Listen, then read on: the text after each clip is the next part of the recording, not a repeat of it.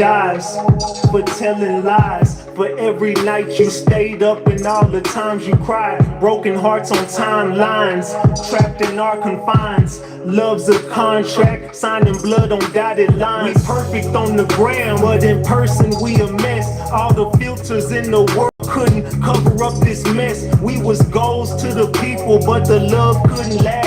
Posting pictures of the future, but we stuck in the past. We would argue every Friday, make up every Sunday, breaking up at midnight, back together Monday. Love is like a cycle, spin around on the runway, crashing every season, but taking off the same way. Say you want the truth, but you crumble when it's shown. You the type to break the windows and complain about the stones. See, I deleted all the text, but screenshots never lie. I was saying I was working, but I was really outside. I was caught up in the cycle, I can't seem to let it end. I was breaking every vow, but swearing I'll amend. I'm faithful on the gram, but a villain in the flesh. Two faces in the mirror, both toxic, both a mess. I used to believe in you, hung on to every word you said. Thought it was me and you, but you had other plans instead. You couldn't stay true, you welcomed her into our bed. You must have lost your mind, you must be out your head, yeah. Cause you're a snake, you're a liar, I'll bring rain, I'll bring fire, and you won't know peace. You're a clown, you're a fool, but the joke's on you, cause you messed with me. I don't get hurt, no, I get even. Best believe it's heartbreak season. I'll bring rain and I'll bring fire, and you won't know peace. You won't know peace, no. You won't know peace. You won't know peace, no, no.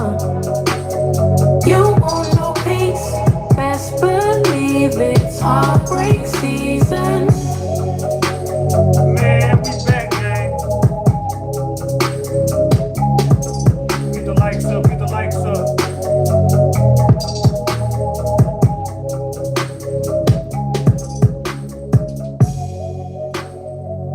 Alright, y'all, hold on. We going live right now, y'all. We going live. I got some special guests about to pull up, y'all. I got some special guests about to pull up. Let's go.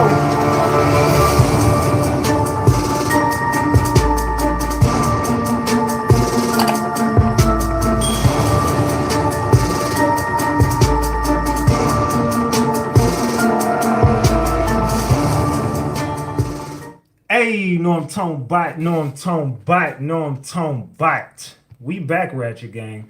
We back with another one. Oh, we back with another banger. Let's get the likes up. Look, you might have forgot. Hell, they might have forgot. But you already know it's the king. Too loyal, know I'm talking bite. Ratchet TV. Hey, y'all already know, man. Y'all already know. Get the likes up if you're in the building. If you're new to the channel, hit that subscribe button. Tap that notification bell so you can get the drop whenever I drop. So boom. Man. We got to talk, Ratchet Gang. We got to chop it up. Look, tonight we are getting back into this Kada Scott situation. I have two very, very special guests. Two ladies that I have been watching, you know what I'm saying? I didn't even know who they were, but I've been watching, but I didn't know who they were because people keep sending me, my subscribers kept sending me their content. I was like, man, I'm very intrigued by what's going on with these two ladies. And if you know, like you probably know who I'm about to bring up and introduce you guys to. The thing is, we didn't confirm the interview until maybe 30 minutes before I went live, an hour before I went live or something like that. So what I'm going to do is I have them sitting over here on StreamYard. I'm recording it on StreamYard, so we're going to get it like this. And then after the live ends, I'll drop the interview by itself. So we have a lot of stuff to talk about tonight. We got a lot of content to cover. Do y'all want me to just get straight into it and just bring them up right now? We can just get straight into it right now. If y'all ready, I need to see fire emojis in the chat. I want to see the chat filled with fire emojis. I want y'all to double tap that screen and get these likes up because they about to really tell y'all what's going on because these ladies did uncovered so much. They did a lot of the groundwork, and I just want to commend them for the job they did and have done and continue to do for Kada Scott. But they about to break this shit all the way down, allegedly, and everything I say is alleged, and it's all under the Fair Use Act. And you can see the fair use disclaimer in the description of this video and in the description of all my videos. This is just for entertainment and educational purposes only. This is just to educate my people on what we've been covering over here. Like I said, it's all under the Fair Use Act, and you can see the fair use disclaimer in the description of this video. And everything I say is alleged, allegedly. Okay. Without further ado, I'm going to bring up these two ladies. Give me a second. I'm about to share my screen. Give me a second, y'all. I'm about to let me bring them up here to the panel. All right, so we have Bree and we have Diaz. How you doing? What's going on? Hey. Hi, Bree. Hey, D. Hope you feeling good. How are you, baby? I hope you feeling good too. How you ladies doing tonight? We good. Exhausted. Okay, salute to y'all. I appreciate y'all for pulling up. I know it was short notice, but I just want to say I thank both of y'all for pulling up and talking to me. No problem. No problem. Go ahead and introduce yourselves, Diaz and Bree. Go ahead, My name is Diaz. 5531. I got into this when my son passed away last year. Bree can go now. Hi, I'm Breeway 5. I'm what you call a medium. So a lot of times I help people through like reading, tarot card readings, or bringing cases together through my abilities that I can see beyond the unseen. Got you. And Bree, were you the first one? Which one of you ladies were first on this, or did y'all come together? Like, how did you two link up on this case? Bree was actually on it first. Because I had lost my son last year, I was trying to stay away from it just a little bit at first. But then I just was like, she's been going too long. Diaz, you got to step in at this point. You got no choice. So I connected with Bree. Bree was already having visions and stuff, and I just connected with Bree, and we just went from there. So how did this start for you, Bree? Actually, it started for me because Kada is my son's first cousin. Oh, wow. So I was unaware of a situation. So I have a nice platform. I call people my spirit baby. So one of my spirit babies had DM me and on Instagram it said, "Hey, what do you think about this case?" And I said, "Well, what case?" Because off a platform I have a clientele. So I seen and I clicked on it and it said Kada Scott, and my son name is Khalil Scott. So I was just like devastated immediately. So I clicked and I seen it was her. So I instantly, got involved and I told my son about it. So my son said, "Hey, let's drive." We live 2 hours from the city of Philadelphia. So my son said, "Let's drive to Philly and go find my cousin," which is like his sister. They was raised together. So one of y'all got something playing in the background here, like a echo. I'm sorry. Yeah. Can you okay, you good. Better? Yeah. So whatever the case is, we drove up there, we went looking around in the rain, things of that sort, to find clues or whatever the case may be. And I was putting my sixth senses, I would call it, and allow a spirit to guide me. And then we went out there the next day to where her job site was at there for me to get clues. So as time went on, that's when I started getting downloads. And the downloads was leading me to a person with dreadlocks. It was leading me to things like a white truck. It was leading me to the case. And then it led me to the Ada Lewis Middle School where I actually grew up at, me and Diaz. So we grew up around there in that neighborhood, and it led me to the school to know that that's where her body was at. So you knew about the school before the police ever came out with that information? Yeah, the police got the information from me and Diaz, but how me and Diaz hooked up, because Diaz has a large platform as well, and she was going live about it. And so I hopped on her panel, and me and her, we was coinciding with the people, and they was asking me questions. And then she had another medium get up there to actually, speak with me, because I was a little clouded because it was a relative, not a blood relative, but to my son it is. So, and I, was me and Kate, mom was pregnant at the same time. Our kids are a month apart.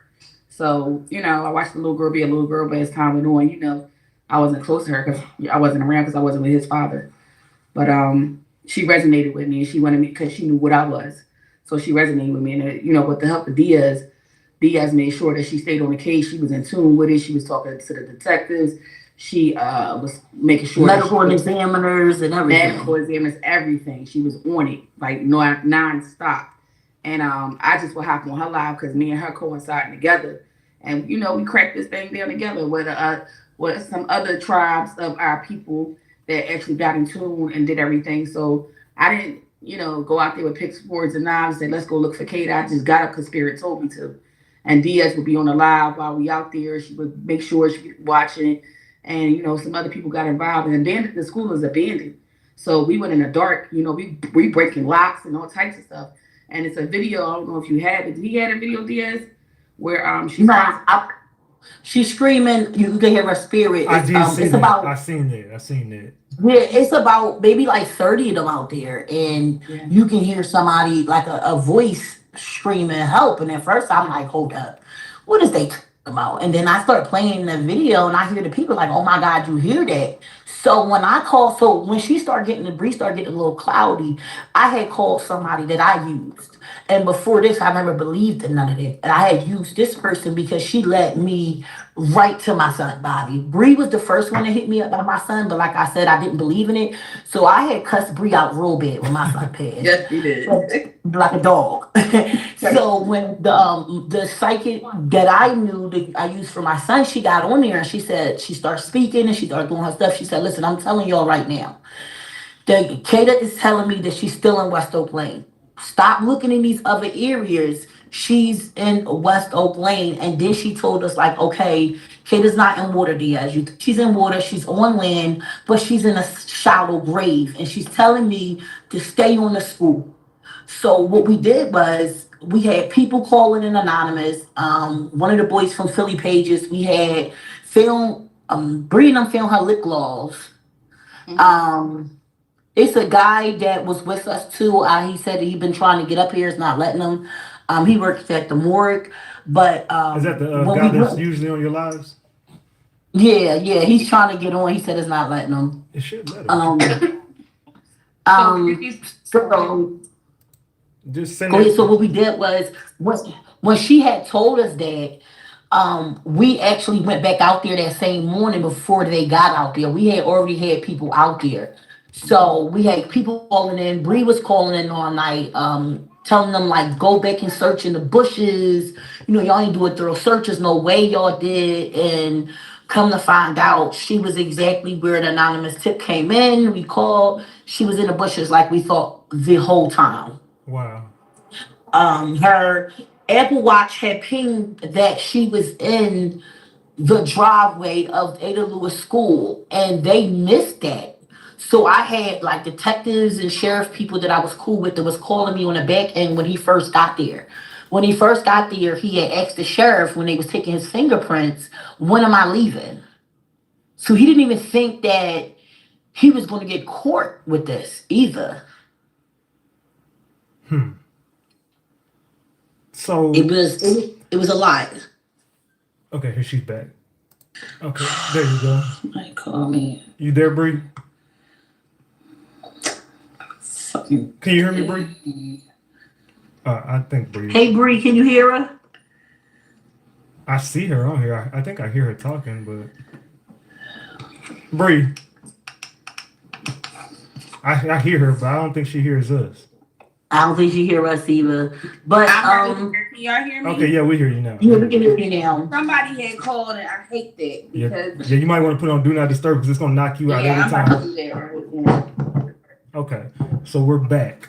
Okay, you can finish what you were saying, Diaz. Somebody else was calling. So Bree was so even when I tried to even when I tried to like Bree, I think she by the water, we can't smell her.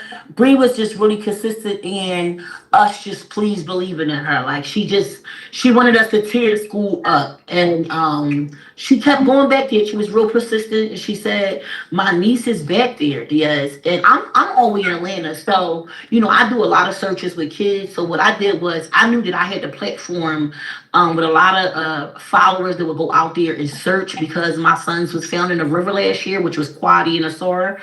You probably heard about Quadair and the SAR, Scott Thomas, they was sailing the river. So I kind of just fell back and I just was like, okay, we gotta take this lead with Bree. And I just stayed on live one day, literally to 6 in the morning. And I let Bree do the movement. The people came out. I had people all up Southwest looking for her.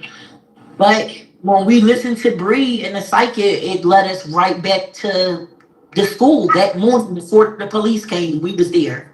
Hmm. Hmm. And the police, they leads was us. They was watching our page. Things of that sort. And of course, that they say it was anonymous tip, but we was the tip. So you were the tip. Well, I say we because it's a tribe thing, and no matter what I found, we came together as a unity. Because here's the thing: the system fails us where we from, and the system fails us as a community. Period. So if Diaz didn't have a platform she had with the people she had versus the people I had, and the people that came out on her behalf, and it's a tribe thing. I'm not gonna sit there and do that. I'm gonna take and allow everybody to get recognition for what they need to get recognition for. But my niece was telling me, calling me, and I was catching backlash like crazy. Like, oh, she don't know what she's talking about. I mean, I had people that was rocking heavy. Then you had some of the people was like, oh, she don't know, she's not the real blood aunt. She don't know nothing. And I'm confused because I'm like, I'm driving 2 hours up and 2 hours back, gas and tolls with my son because he's hurting. Because that's my son's cousin. And, where's the people out there that's worried about what I'm doing instead of being out there looking for her? Because last time I seen it was just me and my tribe, which is Diaz and everybody else. So at first I started getting weary about it because I got emotional. And I see my son every day who's crying over somebody that he looks at his sister because they're first blood cousins. Yeah. You got people trolling me. The people that believe in me, that know me from Diaz case or any other cases I solve, or just being a medium. And I'm a two-headed doctor, so I take hexes off people and everything. I travel to down south, all of that. And now people are believers. But a lot of things could be resolved when we just pay attention that we are spiritual before the physical plane. But for the most part, when she yelled help because she wanted me to know I was in the right vicinity. But do you believe that she was alive at that point? No. You don't? Mm-mm. Kada had No, for sure she wasn't. She was transitioned. She was transitioned. Kada has transitioned the day she went missing. So you think she died that night? She did, for sure. I don't think, I know. Okay. See, I got the inside scoop also today. I meant to tell you that too. I didn't get to tell you that, but it was a call that came through from the medical examiner. So the mostest they could give me was she was not shot at all. So I'm gonna put that out there even before the news put it out there. She wasn't shot at all, but you can tell that she put on a hell of a fight. The medical examiner did say. They said she fought, and she fought a good fight. Hello? Yes, sir. That's what I got today from there. Now, what I don't understand is why he's not charged with murder charges. I don't understand that, and that is bothering me. So tomorrow, I'm taking a lot of my time out to write to the president and the mayor and the city councils and all the state representatives because I don't understand this. And this is the guy right here. He was on. Every time when I woke up that morning, I swear to God, I woke up at 11:30. I told him my feelings by 9 o'clock. This man was down at the river for me. He was making calls for abandoned cars, and then he was up southwest for me. No, South Philly. He went behind there, and then he was back at the school before the police got there, the medical examiners, before anybody got there. This guy right here, which is Hookah, he went every step of the way looking for her. He wasn't going to work, and he works. He runs a funeral home, but he was just so in tune with helping us find her because I was on my way on a plane. I was like, I got to get down there, but he did a lot of the footwork for me and Bree because me and Bree live out of town. Bree lives about 53 hours. I'm about 16. So he can tell you a lot. He was there today, and they found more bones today in a shallow place right behind the same school today, and he was there. Mm. You want to speak on that? Can you hear me? Yes, sir. Yes. Ewan, how you Okay, doing? it's kind of low on my end. Yeah, so this morning it appeared to be a bone of a human, according to my view, and the white shirt sergeant that came after the white shirt sergeant seen the bone. He said, "Well, it looks like a human bone to me." So he made a phone call, and then they automatically shut it down again as a crime scene. They went through the whole logistics of detectives coming out, the crime scene unit coming out, medical examiner came out, a court school, police sergeant came out. The news media was already coming anyway to prepare to set up for the 4 o'clock visual that they had for her today. It has not been confirmed that bone that was discovered is in fact a bone of a human. Just want to make that clear. It was one bone. It has not been confirmed by the medical examiner as of yet if that is in fact a bone of a human. So we won't actually know that until they say something or we get an inside source that can confirm that. But I do want to say is that the city of Philadelphia dropped the ball on Definitely. several occasions. The first ball they dropped was when I told the 2 officers, and I am going to tomorrow make it my duty to find those 2 officers that was assigned to the paddy wagon in that district on October the 11th around about 11 o'clock, 10:46, 11 o'clock was when I approached them personally myself, asked them after y'all searched that park over there, why didn't y'all search the school? And did y'all search the old Bethesda nursing home? And he said, no, they didn't search neither one. I said, well, y'all need to go. You got to do a thorough search on that side of the park. I said, because this is the side of the park where if anybody would do anything, this is the dark part right here, the dark area right here. Washington Lane is a main block in the city of Philadelphia. We have several, well, not several, we have the Route XH bus that travels up and down that block all day, all night. We have several cars that travel up and down that block. So the area that they were searching was found and void because if anything, it would have been on Arden Street, where it's not as much traffic at nighttime and it's very dark in that area at nighttime. And nobody goes back there at all. At least people that have common sense. And I told them to search back there. They did not do that until days later. When they initiated that search days later, they blocked off the whole block. They did what they did. They found what they found. And again, those same 2 police officers that I approached days before was on that particular detail as well. The night before, when Bree and started the search, and she had some people to come out to assist her.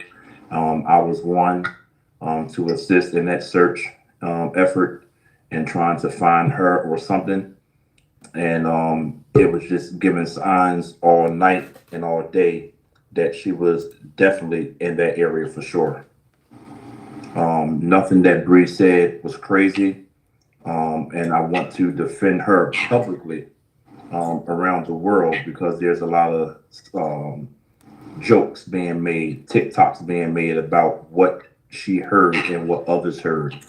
I, my fact, was not on the live. I got a phone call about the live, and I got a phone call about they heard someone say help, the voice. I personally listened to. Can I personally say this about Bree? Bree, Yes.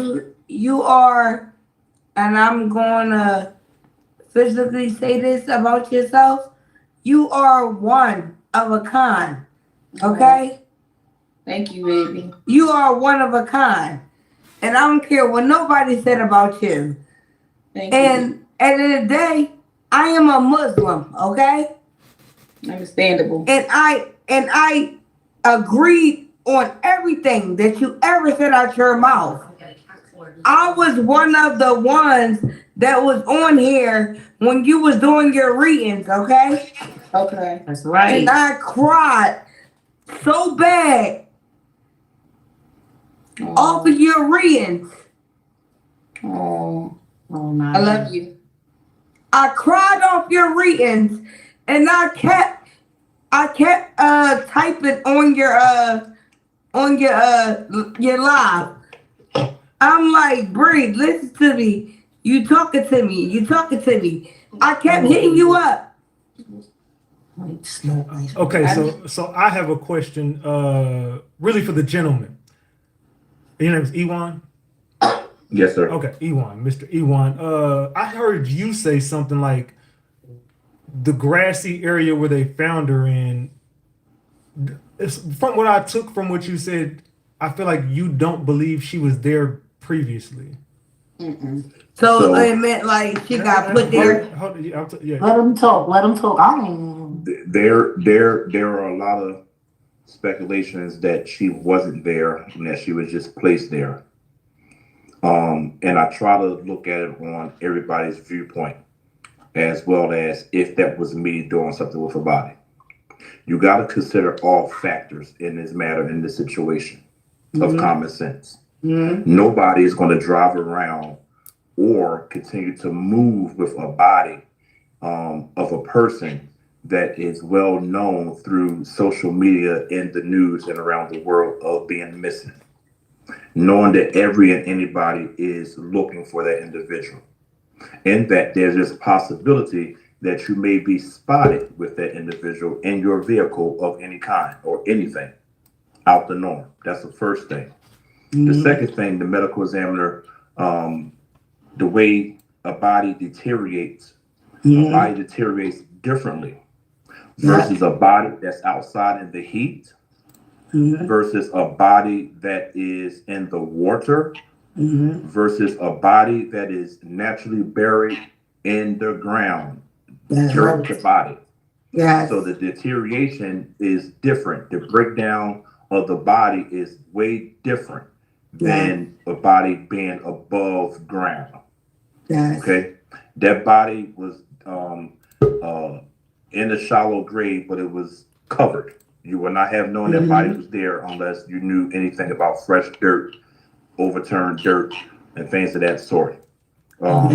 So that's how deep it was, but it wasn't as deep as a grave in itself.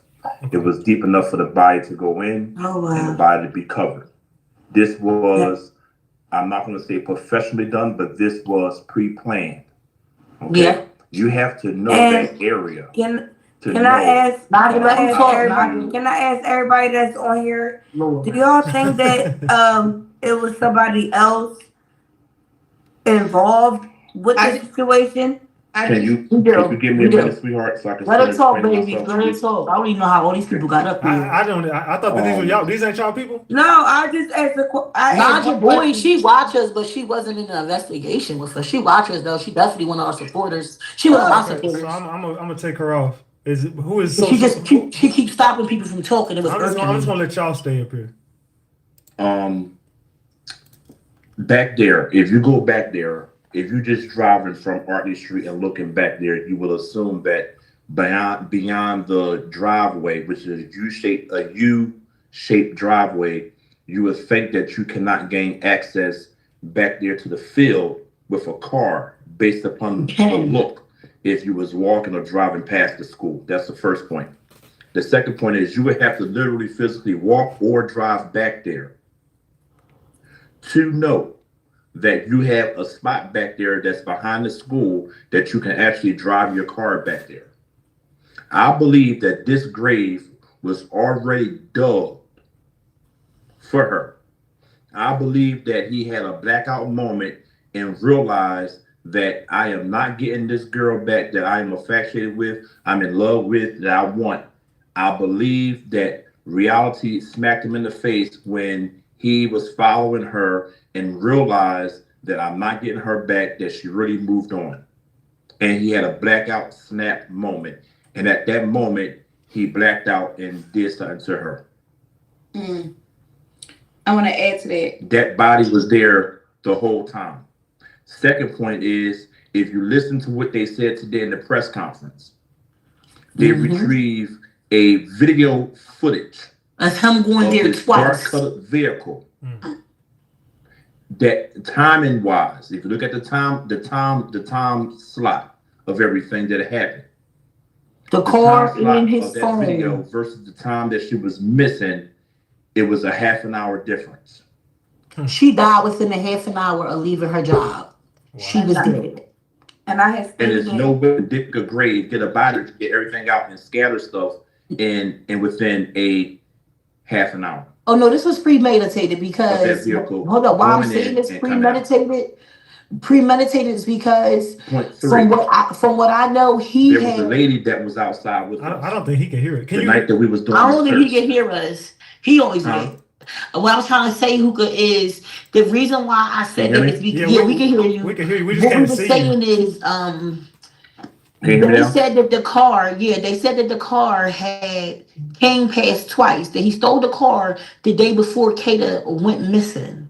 So he went back to the recreation center 2 days in a row. So that means this is premeditated. You asked the day before she went missing, you asked your friend, where do she know Kada from? The friend said she lives behind my house. That was strike one. You gave him the location to where this girl lives. He watched her on that Instagram out on that date, and he waited for her. He waited for she got dropped off, and he waited, and he went to that job. He told his mother, because the cousin reached out to me of the guy. Okay. He told his mother that he had texted her and asked her, did she want something to eat? And she told him, yeah. And from there, they got in the car and they started arguing. He didn't tell his mom that he heard her, but that was the story that he gave his family.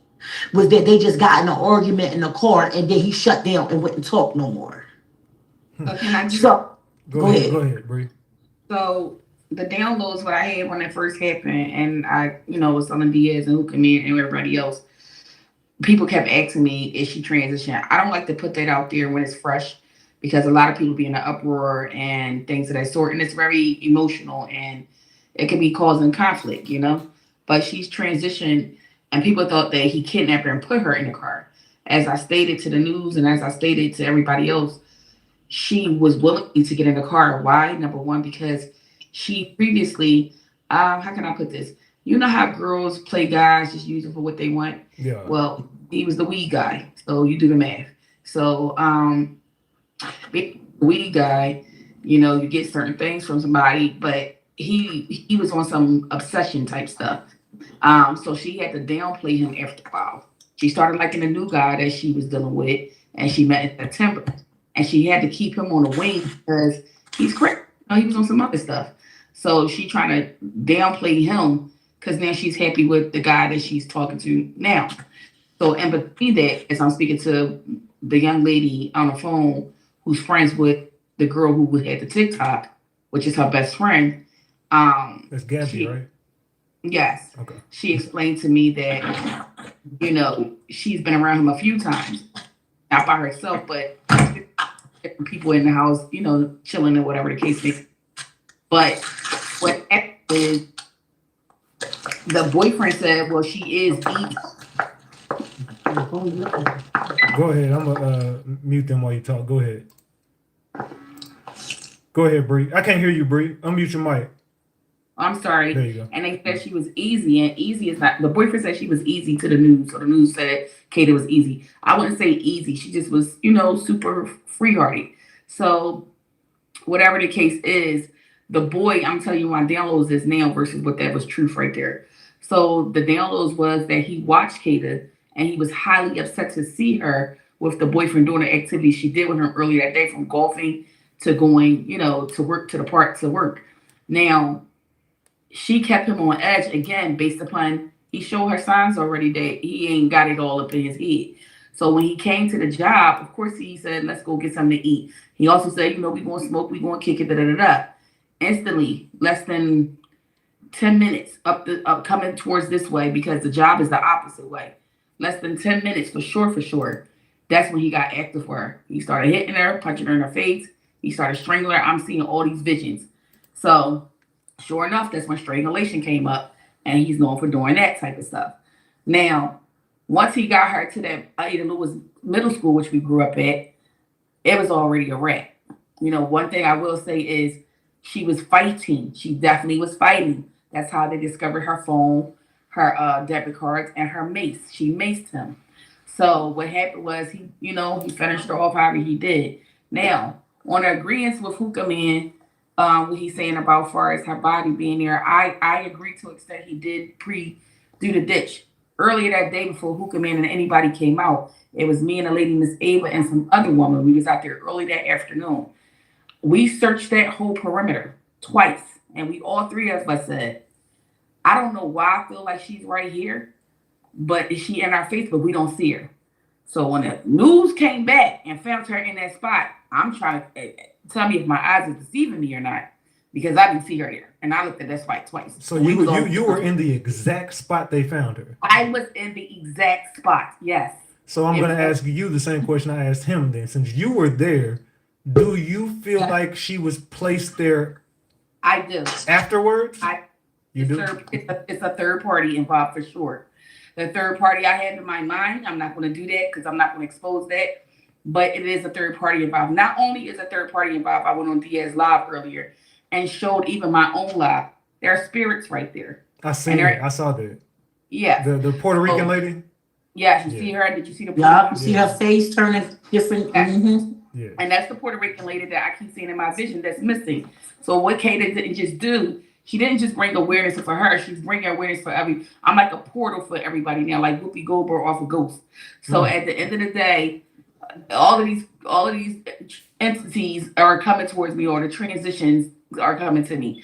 Now, as far as what Hookah Man was saying, the bone or whatever it can be, that's where the bone was actually at, right there. So I said they need to go back out there and dig some more, because that's not the bone from her, Kada. That's a bone from somebody else, if that's the bones. But at the end of the day, them spirits let me know, dig right there, or it's some more bodies out there in that vicinity. Now, I believe what Hookah Man's saying, like, forensics and things of that sort. But one thing, too, for certain, my eyes don't deceive me. And I look up and down, around the corner, back and forth. We went in the bushes, thorns. I'm looking at Miss Ava, who's older than me, how she even did it. But we was over there. Wasn't nothing over there. Then all of a sudden, they find a body right there. I'm home watching it live on Diaz Live. And I'm like, well, when was that there? Because we just was out there. And this is before everybody came outside. So it don't make sense. So you got to remember the reason why it don't make sense. And hopefully what I'm saying, you'll probably understand it a little bit better. The reason why you overlooked it was because, for one, she was in the ground, fully covered, submerged in the dirt, deep enough where it wasn't a piece of hand, it wasn't a foot or anything of that sort exposed for you to see with the natural eye. And she had trash bags. She had trash on her too. Okay, well, that makes sense. Yeah, you literally had to get a shovel and dig in order to find her. You could have stepped on top of her and probably did and didn't realize it, because you're not going to feel it. That's how much dirt that was on top of her. So when they say a shallow grave, that don't mean, oh, lady, just covered the body in dirt. No, she was in dirt. She was deep in the dirt, but she wasn't as deep as a traditional burial. Should we say it like that? Too earlier that day, because when I sat there and said I feel her right here, that means she was right there. So now the reason why I said I wanted to defend you before I was cut off by the other young lady, and I'm gonna try to make this fast so that you can finish speaking. For one, take your time. Was the voice of help. That was the first cry, a sign. Two, where you heard the voice in the cry of help was trees. A bushel of trees on the wall, and every time we walked past there, the birds kept flying out. Every single time they kept flying out. We never seen them go back in, but it just kept flying out. They just kept flying out. That was the second sign. The third sign was one of the young ladies pulled us from the Bethesda parking lot as we was walking across the street to the house. and said that I smell something along the bushes. Let's go take a look at it again. And this board is back there. And that's when we all went back there and we smelled the bushes, and I smelled something. And I said, yes, it do smell like something foul. And also it smelled like pine oil. And on the same side of where I smelled something at is the exact same side, just a couple of yards away from where they found her at. The other sign was the board. When we lifted the board up, it was fresh dirt. Okay. And that fresh dirt, once we started trying to dig a little bit, there was maggots and worms that was giving a sign that she's buried in the ground, and maggots and worms at this point is eating at her body.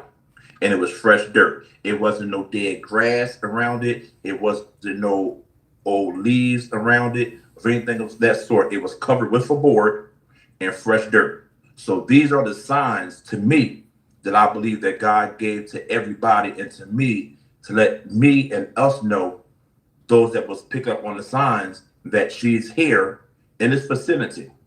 And I just believe that when we was all searching back there and everything like that, I believe that it was the will of God that he did not physically allow us to dig her up and see her in that state. That's my personal belief. I believe he allowed us to see the signs. He allowed us to hear what we heard for those that heard it. He allowed us to see and smell what we smelled and see what we seen, but he did not allow us to physically find her in that state for a number of reasons. That's just my personal opinion. Now, do you guys feel like there's more people involved in this, or do you think he acted alone? To be honest with you, He didn't need to. lie, I think it's more people involved in this, but in other areas of the car that was on fire, this black car that was on fire. Anything you know about a black car being on fire, typically when the fire truck come out, the police normally come out to make a report and also get the car towed or whatever. Okay, this car was moved and demolished before they can even get to the car. And on top of that, there are a number of cars that was on fire. We walked past one car that was on fire when we was looking that day for her. Okay, and that car was still there, and it's been there for years. It was a That car has not been distraction. towed. So why have that car that was on fire been towed and demolished so quickly?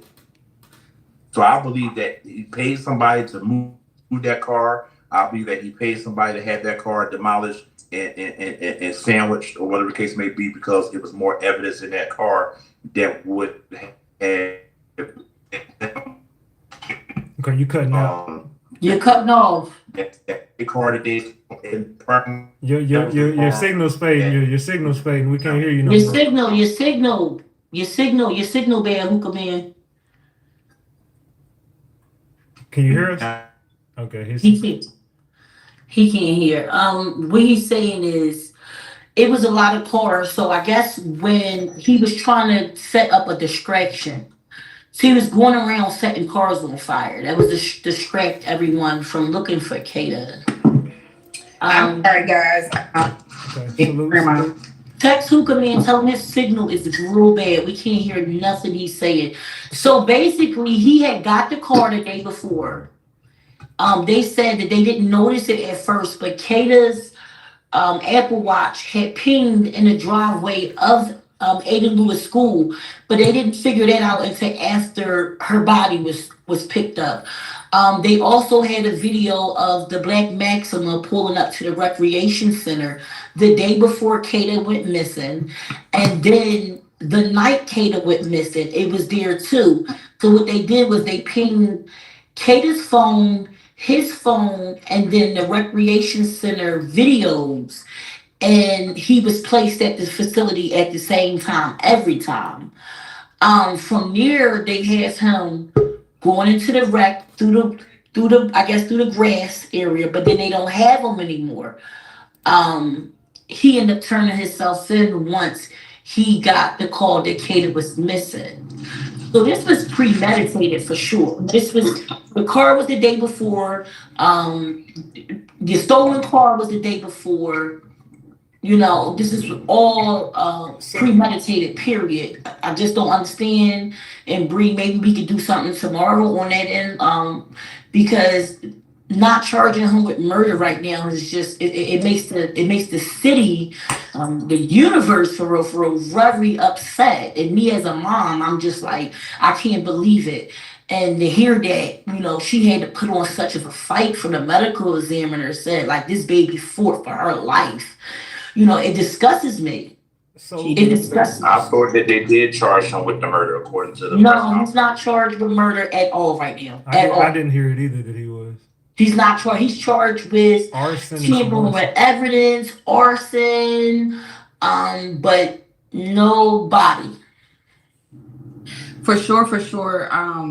Even though one thing too for certain, y'all know me, I validate what I see, what people say, versus what I'm shown.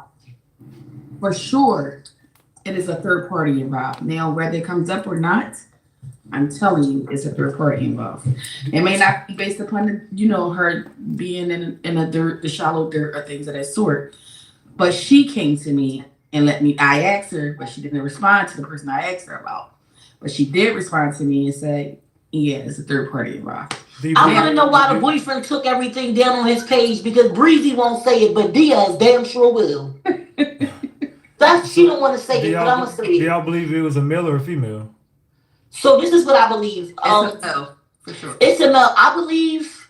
I don't know if I want to speak, but I believe that when Kada first went missing, her boyfriend had a lot of videos on his Instagram where as though it's him and Kada and they inside Albury Woods. I mean, 10 and 12 different videos of him and Kada in the woods, and this is the new boyfriend.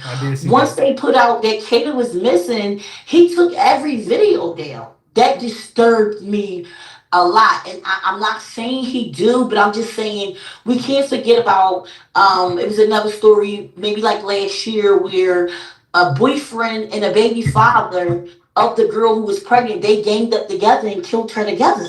Mm-hmm. And I just feel like Kate is a small girl, but so is he.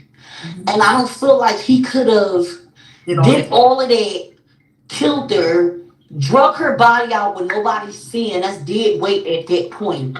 He definitely had somebody, and it was a strange man that came up there when they were searching that looked just like him. So I wanted to add to Diaz on it. So I'm not going to say things that ain't here. That's I'm gonna say that's not true. But if you look at it, okay, so instantly before I even visioned Keon with the dreadlocks, I seen his picture. I talked to the mother of Kada on a phone, and she sent me a picture of him. Because of course anybody want to think everybody's suspect around the time, but the findings of her daughter. So whatever the case is, when I seen the picture, I see entities over him. So when I go to search him up on Instagram, that picture no longer there. That picture was in June, and he's sitting on a bench in the same park in the same area where they found Kada's body at. So now I'm researching because why is nobody paying to the background of the grass and the bushes and the bench where it's located? The bench. And so when that happens, I go to his page. I see different pictures of Kada. And that's one thing to love somebody. It's another thing to be obsessed with someone. So when I just meet somebody in September, it's only October. It's just certain things I'm going to pay attention to, Not saying that he did it. I'm just saying what I see. So which one of y'all were the ones that talked to Gabby and her friend? I didn't talk to Gabby. I talked to the friend of the TikTok girl. Okay. And what did she tell you? And do you feel like Gabby either knows more or is involved? Oh, No, she do. Definitely. She said on her own mouth, she said that he called her. She told her where Kada lived at, which was behind her. And she also made a comment that I would never hope she come back to Philly.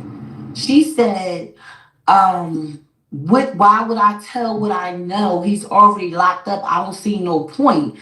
And then she made another statement saying, well, where I'm from, we don't snitch. Well, baby, we from the same neighborhood. They ain't snitching when your friend has slaughtered the little girl who y'all knew. And then she kept saying, well, Kata's not my friend. I grew up with her sister. What? And she said she was with her little sister. She don't have a little sister. Yes, she do. She does? Yeah. I thought she had an older She's sister. one in college. It's a lot of something else everybody don't know. When Bree said that it was going to be 3 people involved, that night I remember because I got the phone call from down at 8th and Race that he was still there. It was about 10 o'clock at night. He was about to make a statement for his lawyer. And they said, Diaz, they said that girl Bree is telling the truth. I said, what you mean? Now this before the cops even knew what he said. She said 3 people just left. 3 people did come in. I said, what you mean? She said, we questioned him and we questioned 2 females. He said the 2 females was released, but he wasn't. And then said that he was texting her off of their phone from a text now number. I feel like Gabby, you ran back to college. Why did you run back to college? Because she was scared and didn't want to talk. And she knew what happened. And he told her not to say anything. He told her not to say nothing. She said it. She said not. He told me not to say anything. She said, and Kada wasn't my friend. He was. I played that video over and over and over and over. Yeah, That's it. That was she definitely said a lot of suspect things and made me think that I feel like she gave her drop up to him. She told her exactly how to find her, exactly where to go look for her. And I think that she put him onto her. I feel like she was jealous of Kada. That's my opinion. Me too. Me too. Yep. Me too. Because why would you tell him she lived behind my house? If Kada didn't tell this man where she lived at, why would you? Then I found some more information. Today, Bree, I didn't get to tell you. The reason why he has money, because he has connections. I just found out that he's friends with D Sturdy and them. Makes sense. It makes sense. It makes sense. So right now, some of the family, the mom is not, but a lot of the cousins is saying some real hateful things about us. They put up a letter saying, oh, well, where they told them to go, we actually found her because we was there the day before and we was 2 to 5 feet away. We didn't do this for no recognition. We didn't do this because we needed clout. I have views. I had a page before it was 20,000 followers. I never cared a fuck about that. I know that when my son went missing, I searched for him for 41 days without any police help. And all I wanted to do was help bring this little girl home because I know what it feels like to find your child decomposed that bad. My son was 41 days decomposed. You understand? So my mind was like seeing Bree crying and then, seeing her son so sad. I'm like, Diaz, you not there. Get a plane flight. And Bree said, no, you can do that from the phone, Diaz. Just get all your followers. And we searched nonstop. So I don't want anybody to look at Bree, and I'm standing 10 toes behind her, 100%. I'm gonna let the family. I'm standing 10 whole toes behind her. She worked on this every day. She didn't have to. She did. She put herself in jeopardy. She even put her son in jeopardy because when you go looking for things and murderers get upset, anything can happen. And everybody put their life on jeopardy. Even you, sir, doing this podcast, to make sure awareness came about Kada. Yes, ma'am. The nursing home not having cameras, that's a big red flag for me because it's so dark. That should be a lawsuit. Yeah, I would never let my loved one stay in a place that I can't, if something happens to him, I couldn't be able to view anything. Yeah, that's crazy. That's crazy. And then the police never searched the place that she went missing from. And then I have another problem is they waited so long to even start looking for her. What was all that about? They waited till we started looking, till they felt like we was interfering in their investigation. Yeah, because the first time around when they went to Ada Lewis, I said she's at Ada Lewis. They seen that tip. They go to Ada Lewis. Boom. They go to Ada Lewis. Now they talk about said he went in there. What I said the DS and I said the hookah man. I said they didn't search that building. I said they did not search that building. Now they come back after me and hookah man and DS is there and go back and look in there. And then all of a sudden, now they find Kada's body. Make it make sense. You said you searched that whole perimeter. No, you didn't. You lied. The system fails us every time, like I said. Far as DS, far as me, far as hookah man, we have our own platforms. Like she said, the clout chasing. I am the clout, what I do. And my clout is what I do, and that's helping people spiritually and spiritually connected before Kada, way before Kada. My following is very well on TikTok versus social media on Instagram. And I do this hands-on outside of social media. I don't need the social media. This is what I do. So the reason why I'm so embedded in this is because it's my son's first cousin. And if he's hurting, I'm hurting. I don't want to see my son crying morning and he has to do 12-hour shifts going to work like that, coming home crying, snot. Why this had to happen to her? That makes me very upset. So I think what bothers me the most, I'm not worried about the trolling. I think I'm more worried about why are you worried about what I'm doing and not doing it with me. If it's family that's had something to say, why you didn't get out there with me and do what you needed to do? Because I didn't ask for I didn't get up and say, hey, everybody come along. Everybody was just working as a team because we always followed each other. We see, and this just didn't affect me or their family. This affected everybody. Because Kada's everybody's child now, or everybody's relative, because that's how big the story is. It affected so many people in so many different states. So when people do hateful things like that, it's because one, they have ignorance and they lack of education of knowing who they are. Two, they want the spotlight. So they do things to troll and do things like that. That doesn't bother me. My backbone is too strong and I'm very powerful at what I do. So I don't really worry about that type of stuff. But Diaz, hookah man, and all the people else, everybody else that was helping us, the men. We had men that broke into school that was climbing on top of the building, falling off. I mean, literally going in a dark school with dark entities that was on fire, glass everywhere, pesticides, people pulling up with masks, as a young lady pulled up with masks and flashlights. We was a team, we was a unity. You understand? So that's why I said the credit is due to everybody. And it's not going, Kada's case is not going to stop me from doing what I've been doing. It's just that it's big because it's my son's cousin, and that's like Denise. And what she did say to me, she's transitioned. She said, "You are mine," and she did say thank you. And that was on from another medium, Candace. What's her name? Candace story. She did Kanika. She did Kanika's story. She did Quaddy's story. She did a whole bunch of people's stories. I don't like that lady. Candace. Yeah, I don't like her. She scared me when she did the interview with my son. It freaked me completely out. Now, but I just say that at this point, I'm just praying that they would. If they was bones right there, then Candace Starr said it's another person out there. I just feel like the investigation is not going to continue on to find a third party. I feel like they're going to leave it where it's at, based upon it's a lot of slipping doors in. You know what I mean? And I got to be careful for me as well, because those higher ups, it get real out. It's starting to seem to me. They were cutting the grass today. But it starts to sound like they are involved. Yeah.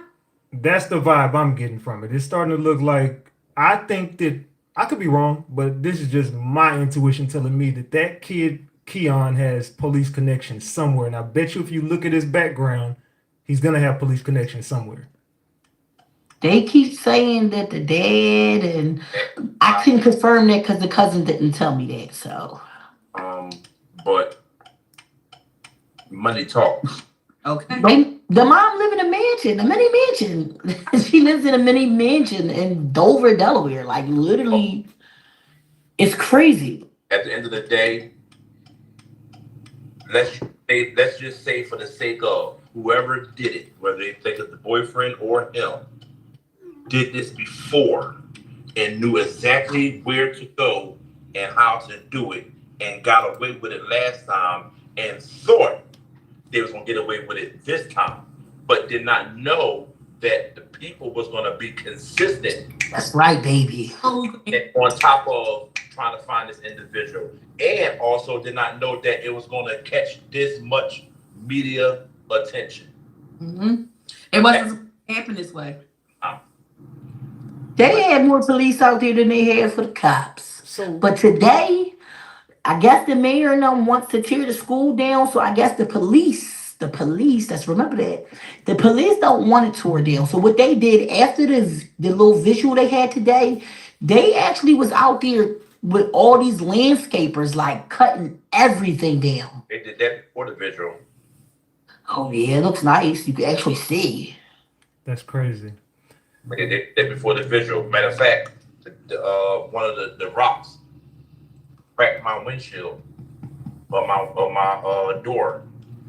So, They just y'all school district, y'all want to pay me for my window. I don't want no fix these. Thank you. so what did Gabby's friend tell you guys?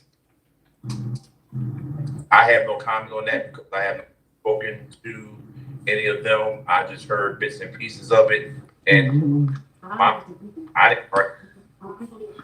I did. I just heard bits and pieces. I just, I didn't talk to the friend Bree did, but I did see where Gabby was saying her and her friend got into a big argument. I seen the text message when the friend actually turned both of them in. Yeah. The friend is the one that called the police when they first said that. When they first said that Gabby was missing, the friend called the police and turned him into. That's crazy. So Bree is the one who talked to them because I feel like I think Gabby is involved in this. This is my opinion. I think Gabby is definitely involved. Bree, what did Gabby's friend tell you? So Damn it! Somebody keep calling her phone. I don't know why they do that. They see people on live or whatever, and they just call. They know we on here because I shared it on my page for people not to call us. And it's a bunch of people in the question I'm box. sorry, my phone has been popping nonstop. This one, do not disturb, and it's still, they just keep ignoring the do not disturb. So I'm going to make my situation quick so y'all guys can go ahead and finish off, and I'm going to jump down. Okay, go ahead. She didn't want to talk about it, but she did explain that I asked her to talk to me off of the internet because you know how the internet, it can chase a person away. So she did explain that she told her girlfriend to go to the police. Her girlfriend said she would not go to the police.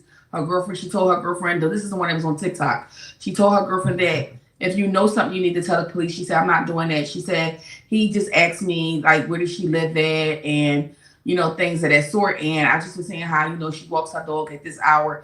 But it doesn't just seem to me that Gabby was just jealous. She was jealous as well. Why was she jealous? Because she was Keon. You understand what I'm saying? Mm-hmm. And lied to her friend and said she wasn't doing that with Keon. In all reality, she was. She's actually in the car with him, and you can tell like how their body language is when she's in a car with him on one of her videos and TikToks. Gabby wasn't in a relationship with Keon and didn't want Keon in their life, but Gabby was his best friend, and she also had a hatred towards. They both didn't like Kada because her vibrant ways and her personality. So.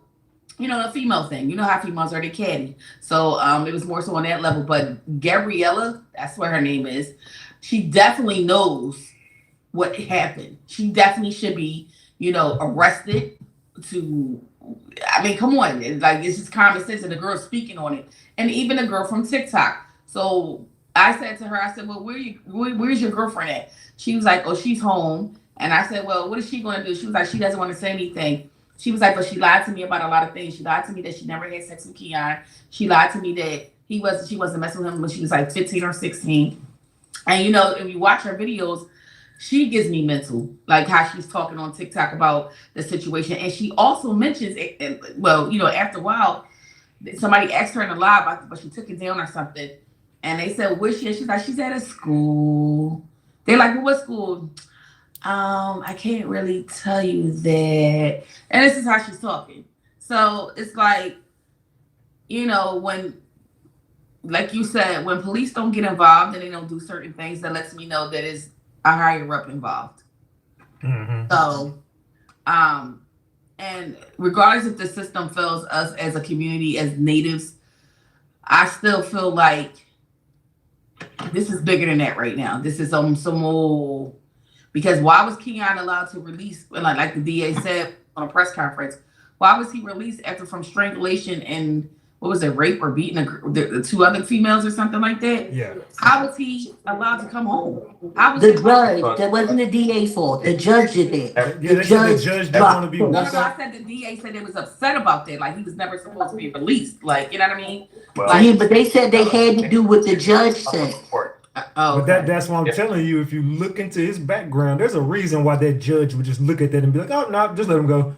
Come on. Like, you got connections up in there. I do believe in. Definitely believe he got some connections because you got to remember the mother and the father was into church. So you know, a lot of times when you went to church real heavy, you be knowing a lot of connections. I do believe he got a lot of connections because there's no way you've been already charged with three kids already. You already been charged for 3 different people, and nothing's been done. The kidnapping you had before, you had a $250,000 bail. You got right out on 20,000. There was no way that your bail was that low at all. Because if it was me to strangle somebody, my bail would have been sky high. You know what I'm saying? It's just crazy. So yes, he definitely has some connections. They have some inside connections. I don't know how, but even with Shaka taking the case, I really hope he drop off the case because for you to go up there and represent someone that literally strangled a young girl and beat on her the way I'm hearing it happen is ridiculous. He needs to be canceled out. Now that's about $1 in clout right there for real, you know. And Shaka is out of pocket. If Shaka take that case, he has a funeral home that he owns called Paradise Gardens. And if you take that case, I don't recommend nobody in the city of Philadelphia or Chester. Yeah. Why would you even do such a thing? Like, do Shaka have kids? Do Shaka know what that's like? You know. And as far as the boyfriend, I don't think the boyfriend physically had hands on. I think somebody's the brains out of this thing. You know what I mean? And it's like ping ponging. Like I have the higher ups, I have that, and that's anybody. But I don't think it's enough people involved to get to the bottom of things how they need to. I feel as though this case wouldn't even be talked about right now if we as a community didn't get on this case. If we left this case alone, they would have left this case alone. It just would have been a body deterioration. Somebody called her again. That is crazy. They so ignorant. They see her on here though. They in the question box asking all these questions. I'm going to end because people keep calling me. Okay, so do me a favor before you leave, Bree. How can they find you on social media? Because I want my people to go support you as well. Oh, thank you. I appreciate it. So on Instagram, I'm spelled BREE WAY and underscore the number 5. So it's Breeway _5 on Instagram. And on TikTok, I'm Spiritual Bree, BREE. Yeah, on TikTok. Spiritual Bree. And then what was your Instagram one more time? Breeway, BREE WAY _5. And spiritual, is it Spiritual Bree on TikTok? Diaz? What am I, Spiritual B? Yeah, you Spiritual Bree on TikTok and you Breeway _5 on Instagram. Yeah, okay. all right, yeah. Mods, do me a favor, drop her link for her in the chat for her TikTok and her Okay, Bree, you see the chat box down there? Yeah, I see it. Girl, I wish you answered some questions. They going off in the comments, girl. Okay. Oh, they are. My whole Instagram is in here. Damn, I didn't even see all this. What the heck? They all my followers. They is so newsy. Everywhere I go, they go. Yeah, it is. There's like 100 comments over here. I love my girls. They go anywhere. We love you, Diaz. I love y'all too. And Diaz, how can they find you as well? Oh, y'all know where I'm at. I'm Diaz. Where am I? 5531. Diaz. Diaz is back. What is it? Diaz _ is back. I think it is that. Let me go check. Diaz _ is back. Yeah, it is Diaz _ TikTok, is back. TikTok, 55312. 55312. Okay, Diaz 55312. Got you. So that's on TikTok. That's how y'all can find them if y'all want to go support them. To my people. Remember, if you look up Quadair Diaz, which is DIAZ, and the Thor Scott Thomas, you will be able to find me on any platform. They are the 2 boys that went missing in Philadelphia, Pennsylvania. 2024 of March 7th. Asar was missing for 31 days.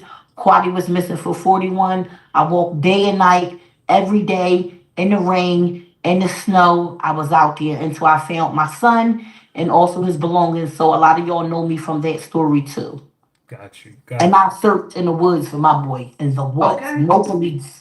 No police helped me. They lied and told me. Some days they told me you gotta stop searching, Diaz. We're coming out there to do a search with the dogs. I would sit in the car and nobody would come out, and I would do my own search. I had people in the river holding logs together, so that's where y'all would know me from. And not just that, but she was also scorned even after finding her son Yes. and ripped off and overly charged Okay. from the funeral home. That's mental. That's mental. Say that. That's messed up mental by itself. On top of Pardon? Exiting out. Okay, salute to Bree, Diaz, and Evron. Is there anything y'all want to get out before? I still got a bunch of content to get out myself. So yeah, I just want to say thank you to Bree for allowing the spirits to lead you physically to the to be able to hear the cry help. It was because of that cry help which led everyone to come and put the footwork in, something that the cops should have did and did not fully do, and then lied to us, the community, and told us that they did a thorough search, and they didn't.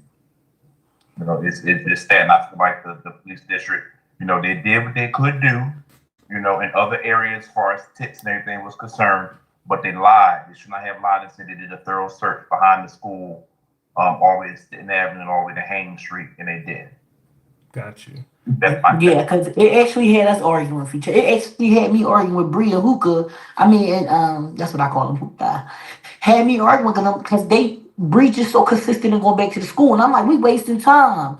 You feel me? And now I'm screaming all through the phone, and sure enough, but that's where she was at. Thank you for broadcasting the story. Thank you for the opportunity to come up and shed my opinion and theory and overview of the whole situation.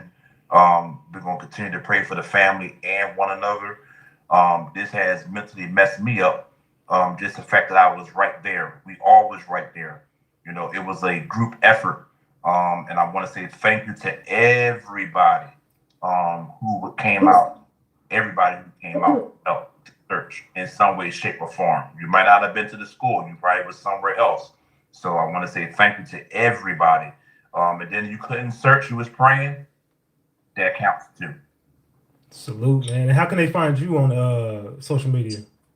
On Instagram, I have two Instagrams. My main page is hookah_world1300. And my backup page is master_Evron28. All right, man. Well, I appreciate all of y'all for pulling up, man, and having this conversation with me, man. I will be in touch with y'all, and I'm gonna continue this live. And if anything, we'll be back in touch, man. I appreciate y'all. Okay. If anything else new come about, I'll reach out to you myself to let you know. All right, I appreciate all y'all for pulling up, man. Thank y'all so much. And I'm gonna drop this interview separately after this live ends, so y'all can share it to your people. Okay, thank you. All right, thank y'all. I appreciate all y'all. Salute. All right, salute to them, Ratchet Gang. Salute to all of them, man. That was dope. So I'm gonna end that, and we're gonna continue this live. Don't leave, y'all.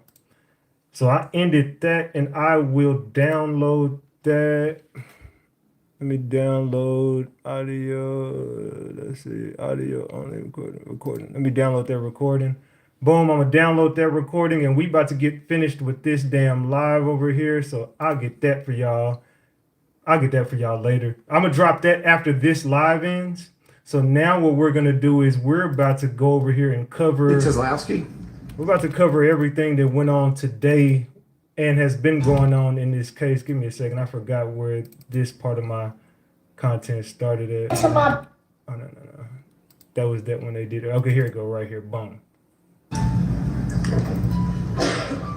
Let's go, y'all. Good morning. Get the likes up. Get the I'm likes Tania up. Leonard, the director. And what did y'all think about the interview, y'all? Y'all tell me, what did y'all think about that interview that we just did right there? I'll have that interview for y'all later on. Let's go ahead and finish this content. And we got a lot we still got a couple hours, y'all. I ain't gonna lie, we still got about 2 hours to be here. So get your popcorn ready. Let's go, gang. Director of Crisis Assistance Response and Engagement Unit here at the Philadelphia District Attorney's Office.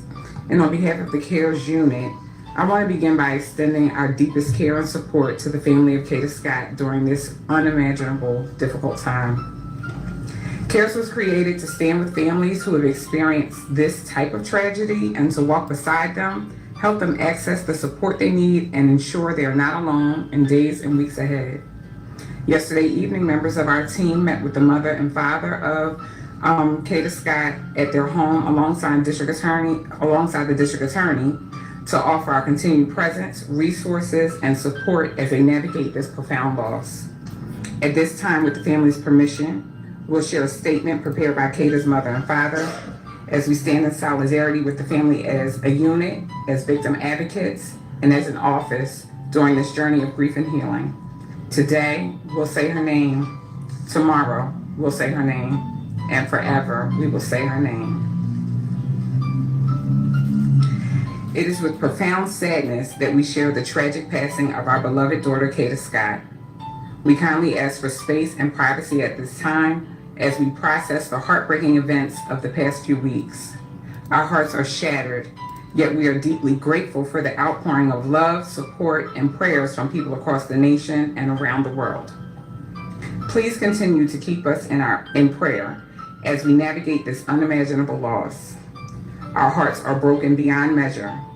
We are profoundly thankful to every person who shared Kada's story, joined the search efforts, prayed with us, and stood by our family during this devastating time. Your compassion, love, and strength have carried us when we could not carry ourselves. Kada was deeply, deeply loved. Her light, kindness, and beautiful spirit will forever remain in our hearts. We also wish to extend our heartfelt gratitude to Mayor Sherelle Parker, the Philadelphia Police Department, all first responders, local volunteers, community organizations, and media outlets, as well as everyone who worked tirelessly to help find our daughter. Although the outcome is one no parent should ever have to face, we remain thankful for the unity, leadership, and love that surrounded us through it all. As we continue to grieve, our family now seeks justice for Kada. We place our full trust in the Philadelphia Police Department and the Philadelphia District Attorney's Office to ensure that the truth is revealed and that those responsible are held accountable to the fullest extent of the law. Please honor Kada's memory by showing kindness and care to one another, just as she did every day of her life. With love, strength, and gratitude, the family of Kada Scott. That's from Kada Scott's family.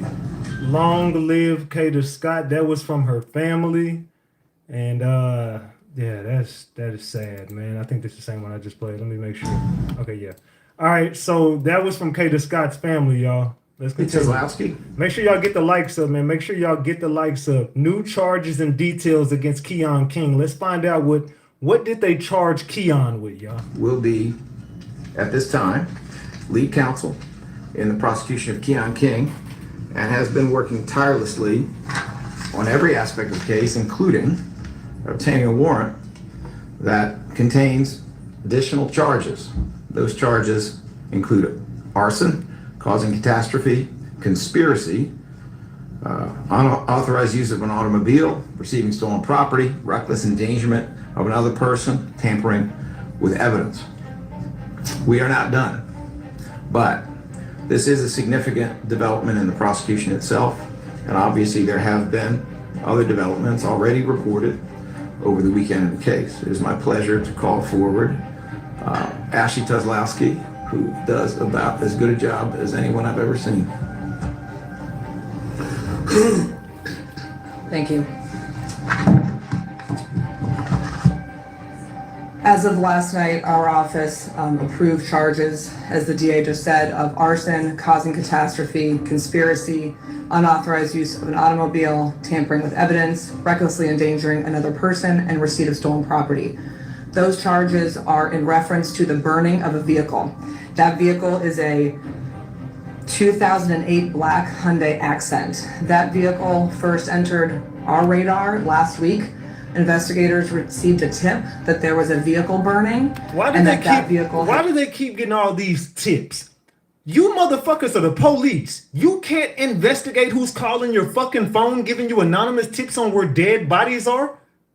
Who the fuck knows where a dead body is? I think I need you to come in you need to come in for questioning. If you anonymously tip me somewhere where there's a dead body, and you anonymously tip me where the person that had the body and he has put cars on fire, how do you know all this inside information? Who the fuck are you? Let me trace this call and go pick your goofy ass up for questioning. Or are y'all motherfuckers involved? Am I looking at the people who did this? Because I think I'm looking right at the screen to some people who involved in this damn crime. Some connection to this case. At the time last week, when investigators went to the location where the vehicle was burned, that vehicle was no longer there. It had already been towed, compacted. Of course it wasn't there, because you motherfuckers ain't did your job. Y'all pissing me the fuck off. Philly, do I have to catch a flight and come out there? Do I need to catch a flight to Philly? Because you know I will. You know I'll be right down there. Hey, look, I got bread. I could be down there tomorrow. Let's keep it a buck. Junkyard. This weekend, we recovered additional evidence, including video evidence that confirms that this vehicle, we believe, is the vehicle that Mr. Keon King used to move Ms. Scott. We recovered video out from near the Ada Lewis Middle School, where our search and the investigator search has been focused. There's a rec center directly next to that school. Video evidence was recovered from that rec center, and we are now able to say that this Hyundai Accent was on location at all of the times we're looking at all of the pertinent points in the investigation. That vehicle was stolen on October 3rd from the area of 6600 Sprague Street. We believe that vehicle is the vehicle that was used in this case. That vehicle was then on scene at that rec center. Someone said his dad is a detective. Now that will make perfect sense. If that boy daddy is really a detective, I'm not saying you're lying. I'm just saying I would just want to see it for myself. But I believe you, and I do, and I already said it myself. I do believe that Keon has police connections. So if his dad is a detective, I mean, it makes perfect sense. And they rich, you got money, and you got police connections. You got the judge in your back pocket. Do I need to make some phone calls? You know what? Fuck that. I am making some phone calls. Tomorrow, be expecting to hear from RatchetTV, Philly. Which ultimately, as we all know, is where we found Ms. Scott's human remains. Video evidence indicates it was on location. Video evidence then indicates it leaves the location. It is burned on October 7th. It was located at the 2300 block of 74th Avenue. When this new video evidence was uncovered this weekend, investigators from the homicide unit cross-referenced all of this information with the cell phone evidence that we had already gained and we had already been using in terms of the kidnapping case and other charges. What I can share is that the cell phone evidence, the call detail records, and timing advance data as it pertains to Keon King's mobile device puts him at all of the locations that we're talking about. It's on scene when the Hyundai Accent is there at the recreation center. It is on scene when the vehicle is burned. Based on that, last night I approved those charges. And as the DA said, we should have more information in terms of bail and a preliminary hearing date, hopefully this afternoon or certainly by tomorrow. Boy, y'all is full of shit. Philly, what the hell y'all got going on, Philly? What do y'all got going on? Because this is loose. Y'all police out there just don't give a damn. They just don't care. Mr. Cipriano, big trial. It says Krasner walks off after journalists ask him and his team to take accountability. Which you should walk off because you ain't shit.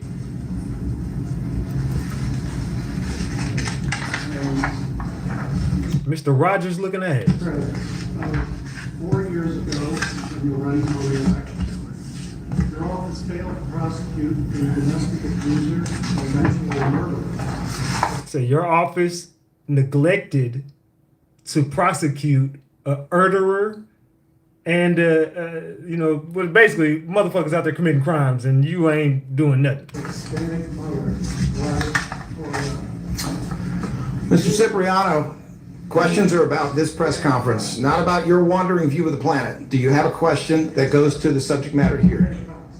And here we are 4 years later, and you and your inexperienced team of quote superstars that you repeatedly drag. He said, here we are 4 years later with you and your inexperienced team of superstars. What you said you had a superstar team. Salute G Money. I appreciate, man. I appreciate you. I appreciate all the donations. Y'all salute. Yeah, y'all are inexperienced and you suck. And somebody, Ratchet TV and the gang, and hopefully Bree and them get on board with this too, needs to call down to Washington, D.C. and talk to them about Philly.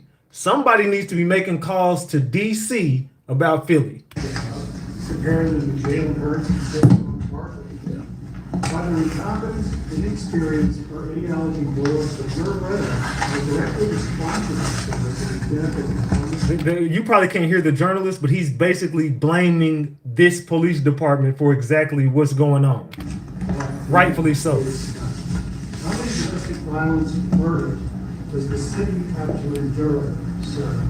How many more grieving families will have to go through the same? He's asking how many more grieving families are going to have to go through this with your team. Your team won't prosecute people. Your team lets murderers go free. Your team lets domestic violence people just roam freely. You don't lock nobody up in Philly. Everybody out there beating on everybody, unaliving people, and you ain't doing nothing about it, Philly. Type of tragedy before doing it. You're a failed civil rights lawyer, not a prosecutor. Sir, putting aside your wildly disrespectful approach to what's happening here, your complete absence of kindness and compassion, which is exactly what is contained in this request from the family. Putting that aside, I would bring you back to this. Please honor Kada's memory by showing kindness and care to one another, just as she did every day of her life. You don't even know her. You don't know what the fuck she did. Sir, you took 5 from CBS. How are you done? How do you know what she did every day of her life? You don't know shit. They all walked off. At 37 in the afternoon, who'd you have to wake up? Man, I know you lying. Everybody just got up and walked off. Look, they didn't want to, they won't take accountability. They won't accept that they fucked up.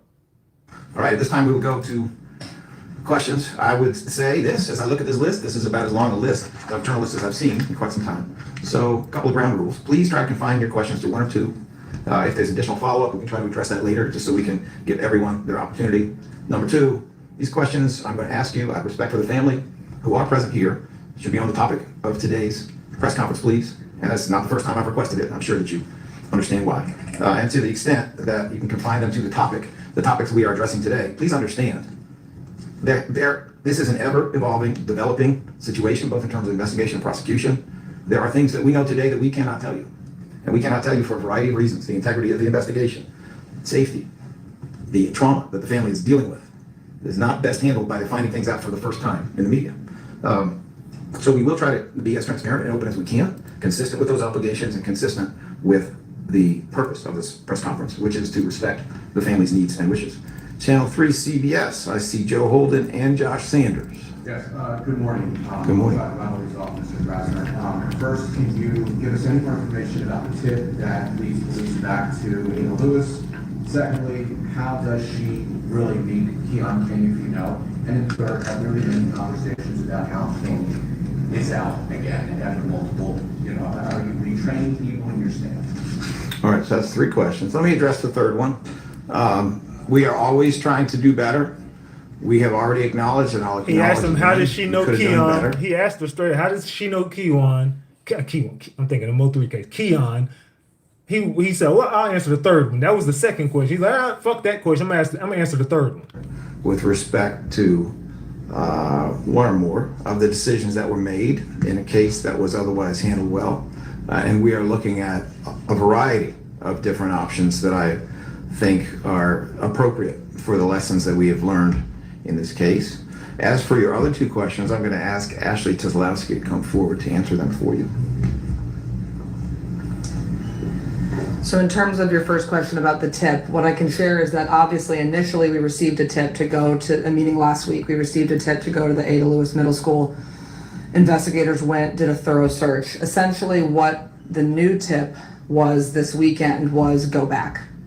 It was go back. Wait. We're not gonna let you speed past that like you just didn't say that shit.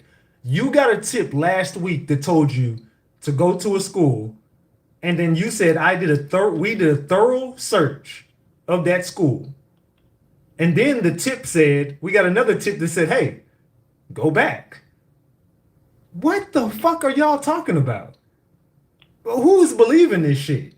She's there, look again, and they did give more specific details in terms of where to look. And ultimately... Okay, so wait, somebody has to tell you as police officers who are trained and experienced in this to look for a dead body. So someone just called you randomly and said, hey, you guys need to go to the school. And you were like, okay, we'll go. And you go and you check the entire school and you checked everything around it. Then someone said, hey, no. Go back. It's right here in this spot. Oh, fuck. We missed that. Man, boy, these police ain't shit. That is what led us to her. I'm not going to say how. Obviously, we are investigating the tip. And we'll continue to do that, but the tip was more specific than the first. It was very specific to go back. How do you investigate a tip that you don't know who called you and it was anonymous? How do you investigate that? And it was more specific in terms of where to look, and that is what the police did. And I'm sorry, your second question was? How do they know each other? I'm still not going to comment on that. It's something that is actively being investigated. Obviously, they knew each other to some extent.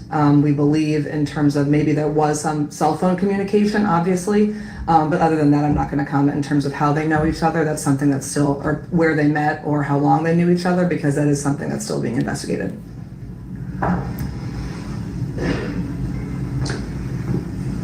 Channel 6 ABC, Tarhanda Thomas. Did I pronounce? My apologies.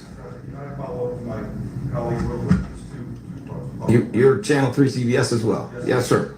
Of course, yeah. Two follow-up questions. You mentioned lessons learned. I wonder if you could give the specifics of those lessons that you're all learned in this.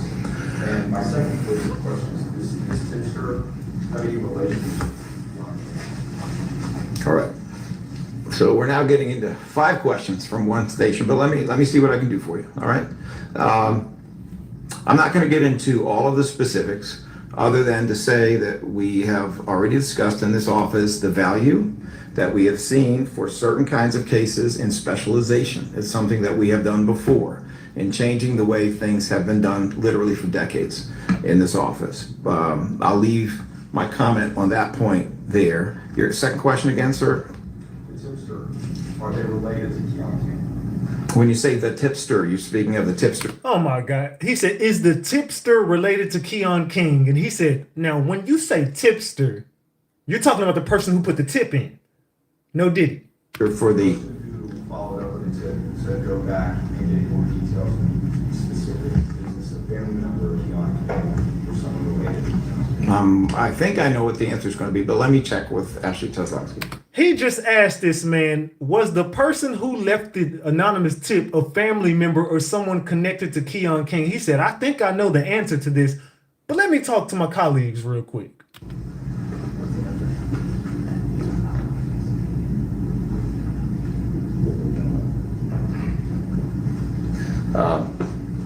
Well, the answer is a little different than I expected. The answer is we don't know, and we are... That nigga said, the answer is a little bit different than I expected. We don't know. Investigating it at this time. All right. Taronda, I apologize for mispronouncing. I want to make sure a point of clarification. Has the medical examiner officially confirmed that this is case Scott made a positive identification? And then my second question is, going back to the case in January related to this, who withdrew the charges? Was it something that the police officer did, the judge? And that clarification. So as for your first question, it has been confirmed that these are the human remains of Kada Scott, and that has been confirmed by DNA. I believe that's also been reported. There was some erroneous reporting that it was quick DNA. It was actually not quick DNA, it was the regular DNA. So that is resolved. And I'm sorry, your second question? The second question was about the withdrawal of the charges with the January case. Who decided to withdraw this case? Was something done by the judge, the attorney's office? And just as it relates to the witness not showing up, would it have been sufficient if that witness, for instance, gave a statement to police that was on video? Or was that something that was there and not able to be used? So Ms. Thomas, this is something we addressed previously. I'll go over it again in summary form. But this is a situation in which there were actually two witnesses. There was a complainant, there was an eyewitness. There were good efforts to have the case prepared, to contact them, to speak to them. There were good efforts to subpoena them. Nothing is perfect in this life, but that was all handled well. The case was marked must be tried by a judge at the first listing when these witnesses did not appear. Neither one of them appeared for either one of these two listings. That is a judicial decision. It is not our decision. And then on the second occasion, when these two witnesses did not appear again, the attorney who was handling this case was faced with having the case either thrown out or withdrawn. There are certain strategic reasons why it can be better to have it withdrawn. But understand, when a judge of a particular level, and here it's the municipal court, rules that this is a must-be-tried case, that, under the laws that exist, requires the second judge to throw it out if the case is not ready to be tried. As we have indicated before, I do believe that there is a way this could have been presented without those witnesses. The buck stops here. That is on me, that it was not handled in that fashion. But I also believe, as I've said before, that it's a tough situation, especially in domestic cases, when you have a defendant out of custody who's going to come in and out of the courthouse doors just like those witnesses. Man, Philly, I would hate to be a resident out there. I'm gonna be real. All right, Channel 10, Telemundo, Isabel Sanchez. Hold on, my bad. I don't need that one. I don't need that one. Go away, bitch. Don't come over here. Karen, call the cops.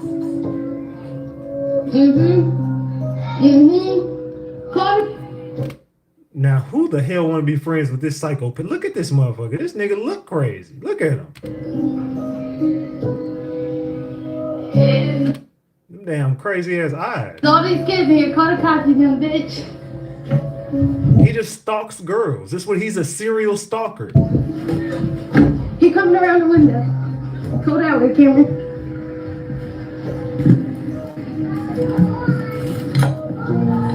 Yeah, bitch, go away, bye. Go away, bye. Yup, bye. Bye. Keon out here.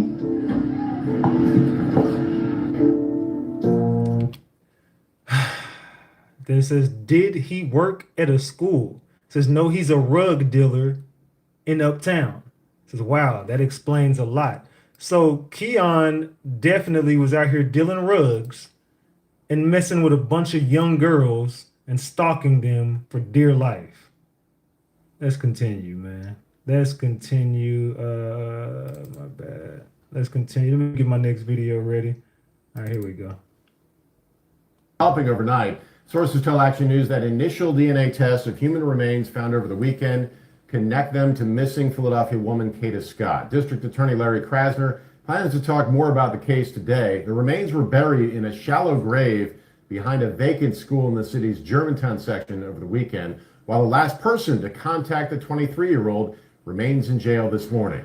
Action News reporter Catherine Scott is live at the DA's office in Center City with what we know so far and what we hope to learn during this news conference. Catherine. That's right, Matt. Sources say that the remains appear to be hers. At this point, we don't know the cause of death, but word came in overnight that the district attorney will be here today to announce the next steps in the prosecution of Keon King, who's already in custody in connection to this case.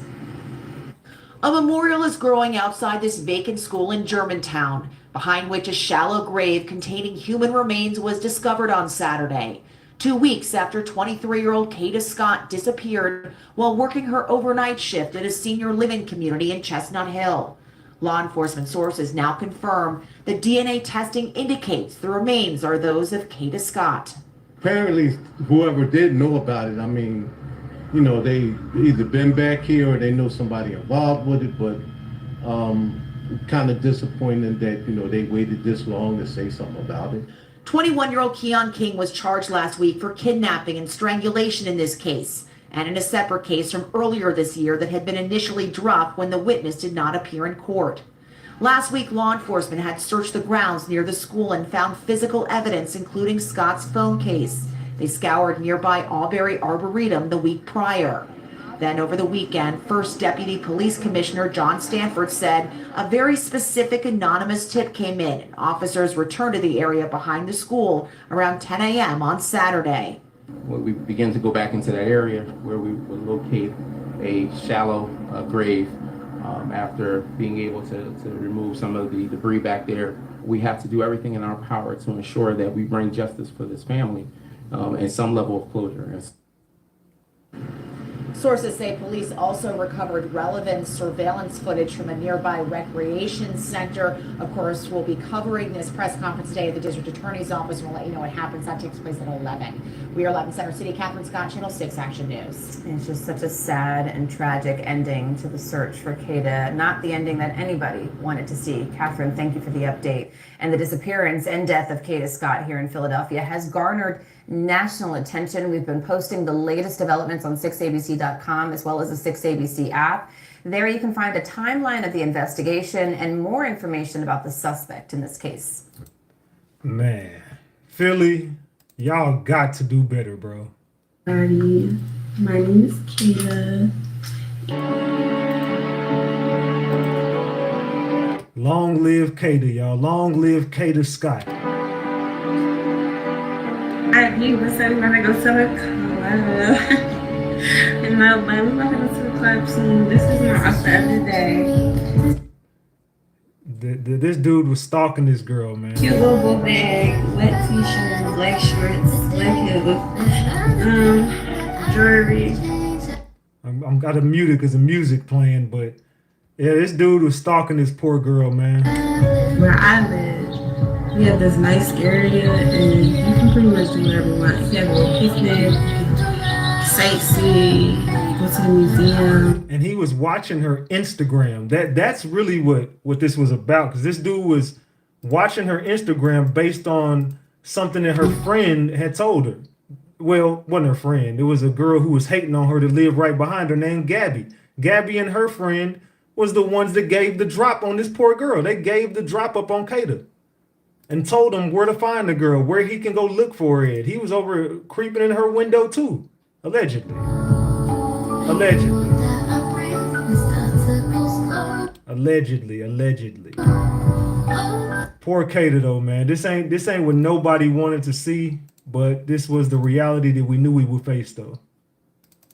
Right now, we're outside the Philadelphia Medical Examiner's office where they have been working to identify that body that was found yesterday.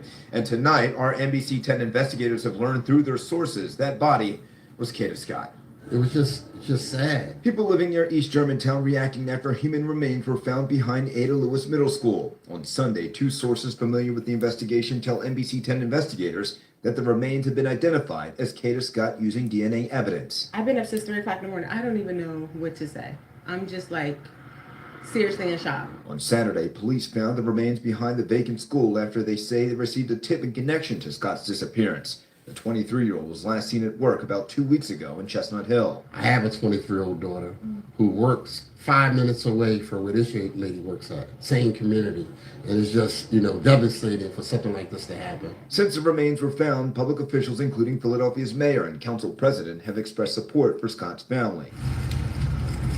There's also a growing wave of community support as well. Today, people placed flowers in front of the old vacant school. But on Sunday, council member Cindy Bass posted on social media a letter to the school district superintendent asking the district to demolish the school, citing community concerns about dangers there. Seems like the world has gotten so hard, but it is people out here who have empathy and care, that care about people.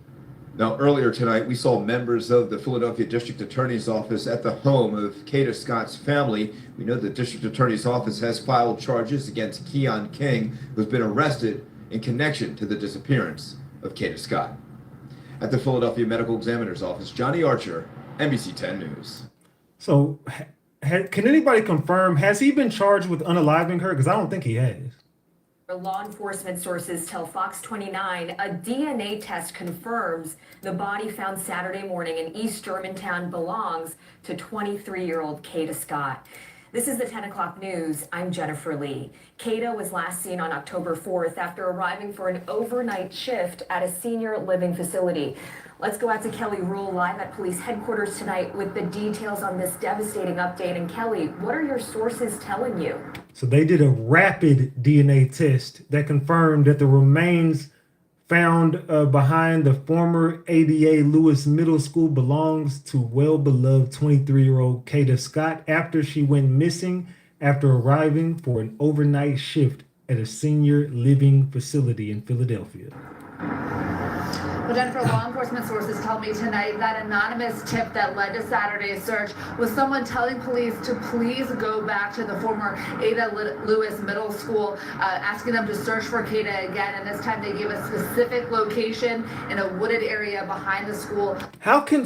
This is puzzling me. How can someone just call the police and tell them exactly where a dead body is at an abandoned school? Like, how would you know this fucking information? Why didn't y'all keep them on the phone and trace the fucking phone call and go pick them up for questioning? Because only a person connected to this unaliving would know where to find Kada. Period. Point blank. Sources also tell me the man in custody for Kada's alleged kidnapping, 21-year-old Keon King, is expected to be charged with additional crimes this week. A tragic update in the disappearance of 23-year-old Kada Scott. Tonight, law enforcement sources telling Fox 29 that a DNA test of a body found Saturday morning in East Germantown confirms that the remains belong to Kada. Sources say the test showed a 99.9% match to DNA collected from Kada's parents. Tonight, we're also learning more about that anonymous tip that led investigators back to the area behind the former Ada Lewis Middle School Saturday morning, an area previously searched by police. That tipster, according to sources, asked police to please go back, saying they missed her, and gave a specific location in a wooded area behind the vacant school. When officers went back, an officer reportedly stepped on newly disturbed dirt, where they eventually found a body in a shallow grave. Kada's debit card and phone case. Newly disturbed dirt? Newly? So she had just been moved in. Were found in a different area by the school in the previous search. Kada went missing the night of October 4th after arriving for her overnight shift at the Terrace at Chestnut Hill, a senior living facility in East Mount Airy. Her car was left in the parking lot, but personal items like her phone and keys were missing. More than a week later, officials announced charges against 21-year-old Keon King for kidnapping, false imprisonment, and stalking in connection with Kada's disappearance. Yeah, he is not charged with murder. He's not. Investigators believe King was the last person to see her the night she disappeared. The district attorney says a previous kidnapping and assault case involving King, which was dismissed when a key witness failed to appear, was refiled. Sources tell Fox 29 King is expected to be charged with additional crimes this week, including stolen car charges and arson. And again, this is very much an active and ongoing investigation, and certainly the outcome that Kada's family, friends, and the community never ever wanted. Now, the medical examiner's office have not released any details publicly about Kada's case, nor have they ruled her cause and manner of death, which could take some time to determine. Jennifer. Yes. Man, this is sad, bro. Police completely dropped the ball. Oops. Hold up. My bad, y'all. My bad. Let's continue. What up, Nurse Gang? What up, TikTok? So, at the gym, about to go work out. I'll play that one later. I don't need that one right now. This Kada Scott story has been all over my For You page, so we need to talk about it. I'm not looking for that one. I'm looking for a specific video. Give me a second. They said, "Where's Gabby?" There we She's go. not in Philadelphia. And who's my? Is that what they're asking? Gabby's not in Philadelphia. She's in college. Like, Woman claims Keon King contacted her friend and asked questions regarding Kada before her disappearance. Claims King said not to say anything, Now her friend won't speak to authorities. Like, she left Philly. And yeah.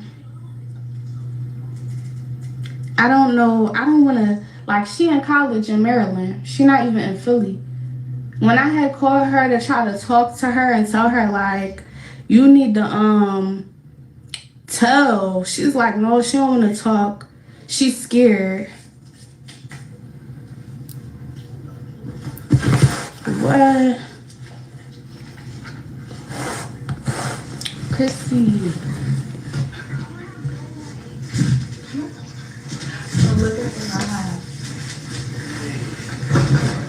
They said they're on the way to search. Honestly, everybody is scared because she's scared because y'all know how it is, like, being, like, I guess speaking up.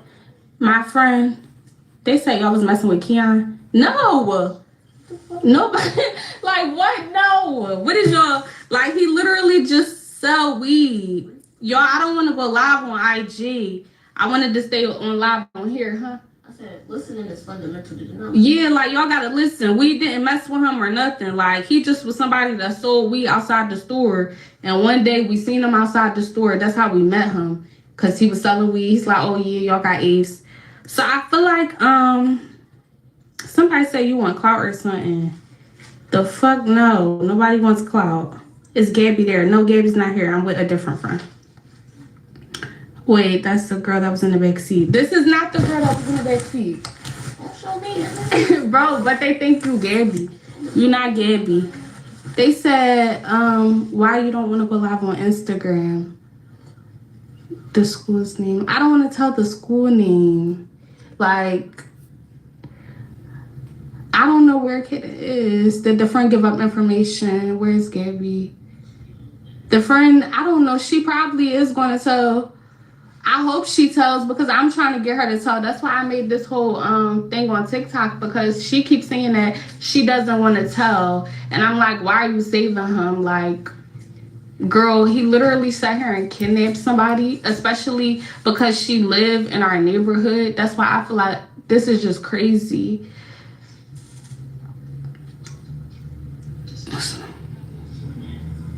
Man, these girls ain't shit, boy. I'm talking about, boy, these girls ain't shit. You hear this? Crazy work. First, Gabby says, we don't talk to the cops. Says, girl, you going to jail too. It may not be now, but it will be soon. It says, I did not go to the cops about this information because, for one, he had already turned himself in. Two, there was not much to tell. We had a 30-second conversation where he asked me if I knew Kada. 3, y'all know how the streets are. I don't know where y'all are from, but around here, we don't talk to the cops. That's just the way I grew up. My sincerest prayers go out to Kada and her family. I pray she makes a safe return. That's what Gabby initially said about this. I'm like, Gabby, bro, you got to be slow as hell. And it says, he already turned himself in. When I called him and told him the girl was missing, I had no idea that he was the one that kidnapped her. I found out days later when everyone else did, when it was on the news. Once it was on the news, my friend told me to go to the cops and tell them he asked about her before she went missing. Any information I would have told them would have been pointless because he was already in jail. Then goes on. Now Gabby is claiming that she called the police and the important info she has is still useless. Says they literally told me the information I have is useless because it won't help find Kada. Mind you, then said the information I have is useless.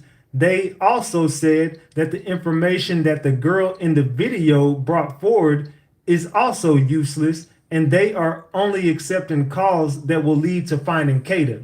She keeps weighing in on her information being pointless and useless even before going to the cops. So this girl been clout chasing and lying this whole time. Now she done deleted all of her social media. You can't find Gabby on no social media now. She deleted everything. She has deleted everything. Kada Scott comments between Gabby and I after posting a live of her best friend a day before she posted. Let's continue. I'm Gabby, and I want to clear some things up. For one, I did not know Kada personally. I knew her little sister. We were friends when I was growing up, but we grew apart when I was around 11 or 12. Throughout my whole life, me and Kada have probably exchanged 6 words to each other. We were not friends, just neighbors. Second, me and Keon were friends before any of this stuff happened. I had no idea about his past behavior. Before Kada went missing, Keon called me and asked if I knew her because he noticed that she lives close to me. How did he know that? How do you know he noticed this? Okay, now let me continue. I'm going to get pissed off all over again. She says, because he noticed she lives close to me. I told him that I do not know her. I told him that I did know her, but not personally. This was not out of the normal because Keon would usually call me to talk about girls. That was the entire conversation. We were on the phone 29 seconds. I did not go to the cops about this information because, for one, he had already turned himself in. There was not much to tell. We had a 30-second conversation where he asked me if I knew Kada. 3, y'all know how the streets are. I don't know where y'all are from, but around here, we don't talk to the cops. That's just the way I grew up. My sincerest prayers go out to Kada and her family. I pray that she makes a safe return home. I'm Gabby, and I want to clear some things up. What about him? What about him calling back, telling you not to say anything? That never happened. I called him the day I found out Kada was missing and told him she was missing. His internet cut out and the phone hung up. Next thing you know, he turned himself in. I honestly think people are trying to gain clout off this situation, which is truly disheartening. I think you're one of them, but I'm going to let you cook. And it says, do you know why your friend said that in her uploaded video? Where did she get that info? Again, I do believe she is trying to gain clout off this situation. Someone in the comments said that she was going around recording the store Kada would go to, where she would walk her dog, etc. I did call her and told her that Keon was asking about Kada, maybe a day or 2 after me and Keon's conversation. I think she's trying to spice the story up for views or something. Yeah, right. That's what she's doing. I think that's what all y'all are doing, but whatever. It says, he did sound a little concerned. I said, that girl you were asking about the other day is missing. He said, what? Then the internet went out and the phone hung up. Okay, another thing. Sorry, this is a lot. And we just want to find Kada. Your friend's cousin is in the comments claiming she already went to the police since the videos have been deleted and her page went private. So does that mean she told the police he called you? Lied? Question. Let's continue. Have anybody seen any of this shit that I'm showing? Okay, another thing. Sorry. Oh, I just read that. I honestly have no idea. I haven't talked to them in days because she cut me off after I said I wasn't talking to the cops. But I was the one that called him and told him that Kada was missing. Okay, I know you don't want to go to the police, but I just want you to know your statement could help prosecute him. They'll say it was definitely planned, hence him asking you about her prior. Let's continue. He already had turned himself in when I called him and told him the girl was missing. I had no idea that he was the one that kidnapped her. I found out days later when everyone else did, when it was on the news. Once it was on the news, my friend told me to go to the cops and tell them he asked about her before she went missing. Any information I would have told them would have been pointless because he was already in jail. No, how can someone pre-planning kidnapping someone be pointless? That's what I want to know. How can someone that says, I mean, this girl's slow as hell, man. Let's continue. They literally told me the information I have is useless because it won't help find Kada. Mind you, they said the information I have is useless. They also said that the information that the girl in the video brought forward is useless, and they are only accepting calls that will lead to finding Kada. Now, what type of police is just going to tell you, hey, man, this information you sending me is pointless. Where's she at? Anyway, how is it useless?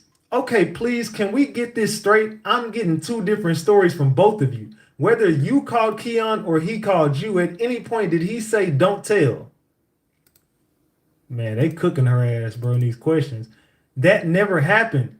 I called him the day I found out Kada was missing and told him she was missing. His internet cut out and his phone hung up. Next thing you know, he turned himself in. I also think people are trying to gain clout off this situation. But do you not see her in the comments agreeing that you are in the wrong? This is so messy. Let's continue. Because it says, and wait, hold on. And he never said, hold on.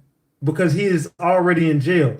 They do not care about what I'm saying and what the girl in the video is saying. They simply just want to find Kada. And the little bit of information that I have isn't going to find her. If y'all have any information, y'all can call them yourselves. And he never said that. I don't know where that came from. And wait, so since you last commented, you went to the police? How would you know this if she cut you off? Nah, did you go to them or not? Because you're literally switching your story up in the comments. We just want to find Kada. Yeah, this girl is guilty as fuck. She's in the comments. She's in the comments. Why not defend yourself to her then and clear up your name? I already texted her privately. What? You just insinuated you haven't talked to her an hour ago. Now you texted her privately? Why not just comment and clear your name though? Then they post this. How would you know this if she cut you off?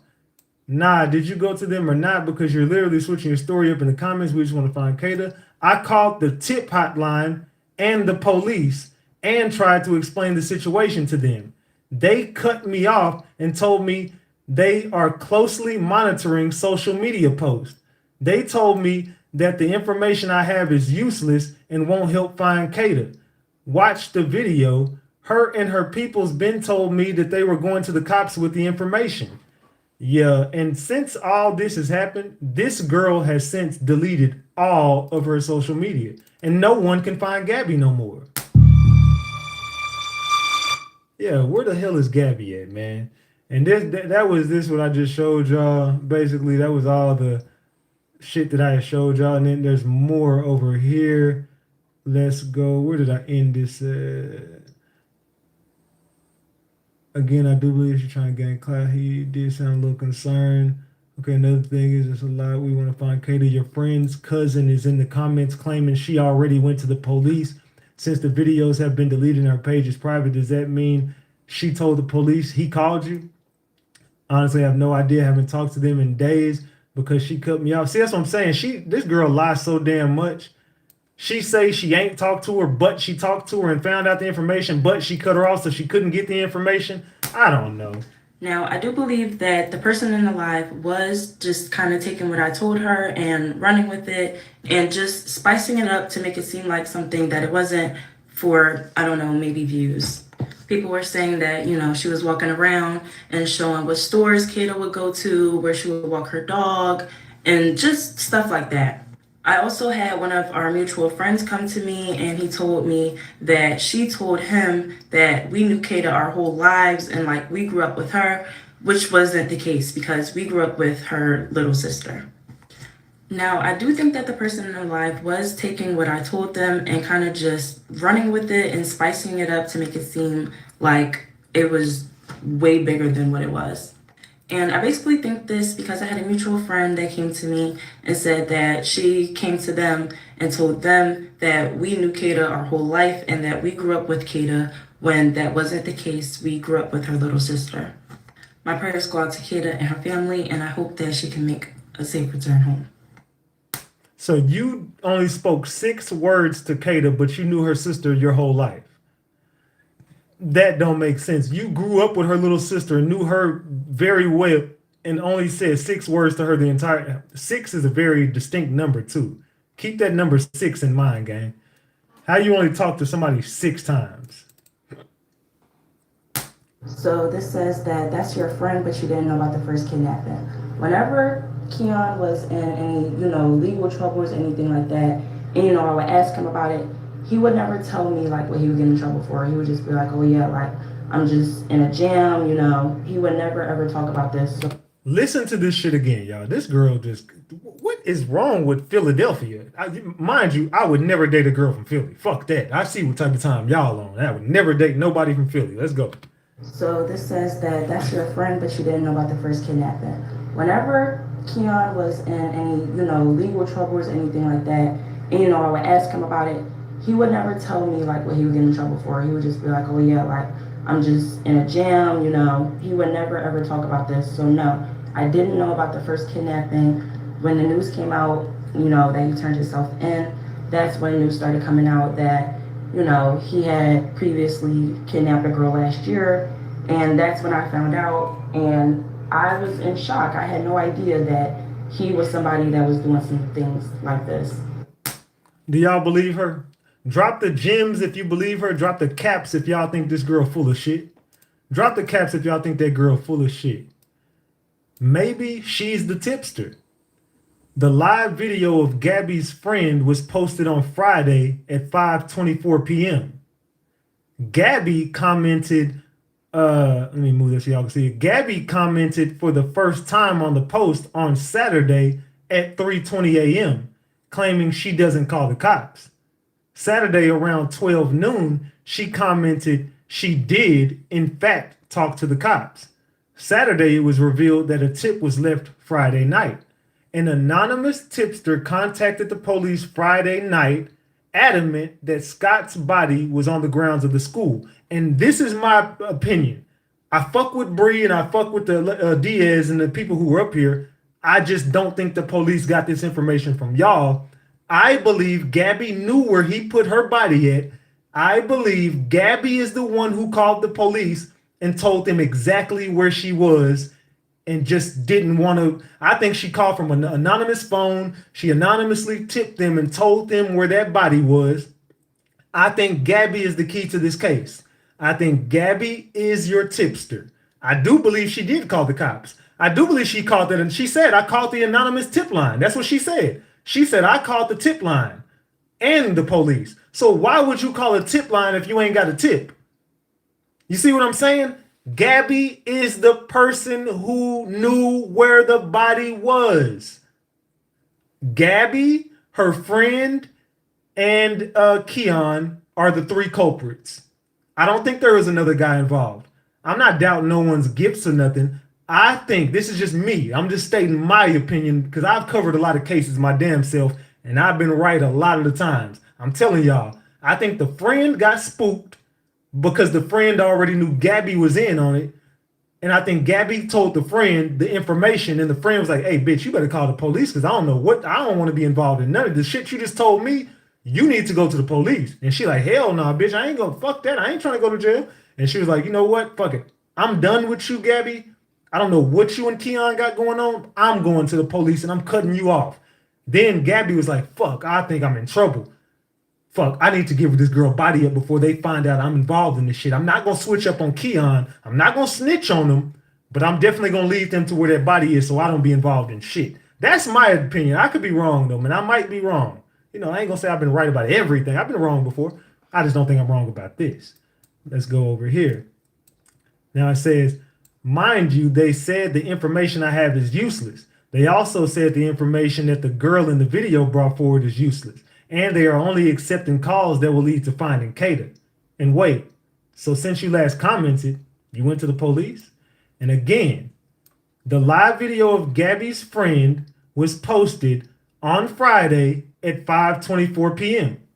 Gabby commented for the first time on the post on Saturday at 3:20 a.m. claiming she doesn't call the cops. Saturday around 12 noon, she commented and she said, she commented that she did in fact talk to the cops. Saturday, it was revealed that the tip was left Friday night. Who do y'all think the anonymous tipster is, Ratchet Gang? Can y'all tell me in the chat, who do you guys feel like called in that tip? Do you think it was Gabby? Do you think it was a friend? Do you think it was a friend of another family member of Keon's? Who do you think? The boyfriend? Who do y'all think called in this anonymous tip and gave them exactly? Because they pointed the cops even said they pointed us to the exact location and we're investigating the tip.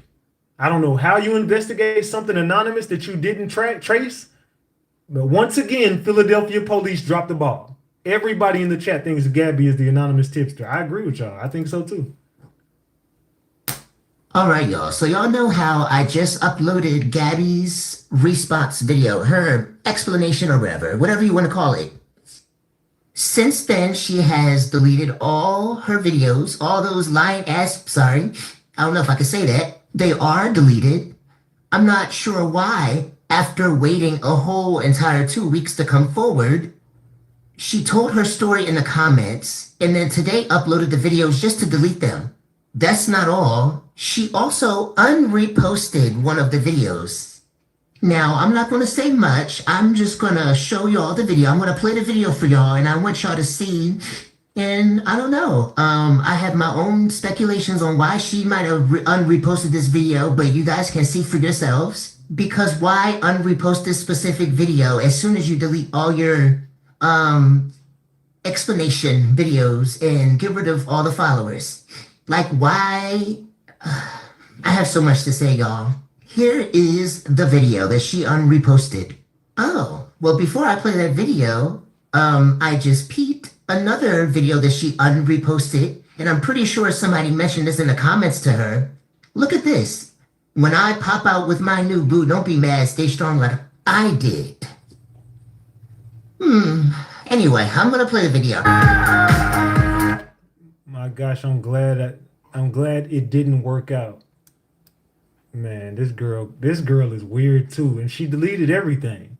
She since has deleted everything off her social media. You can't find Gabby no more. I can't even find that damn profile. If somebody can, send it to me.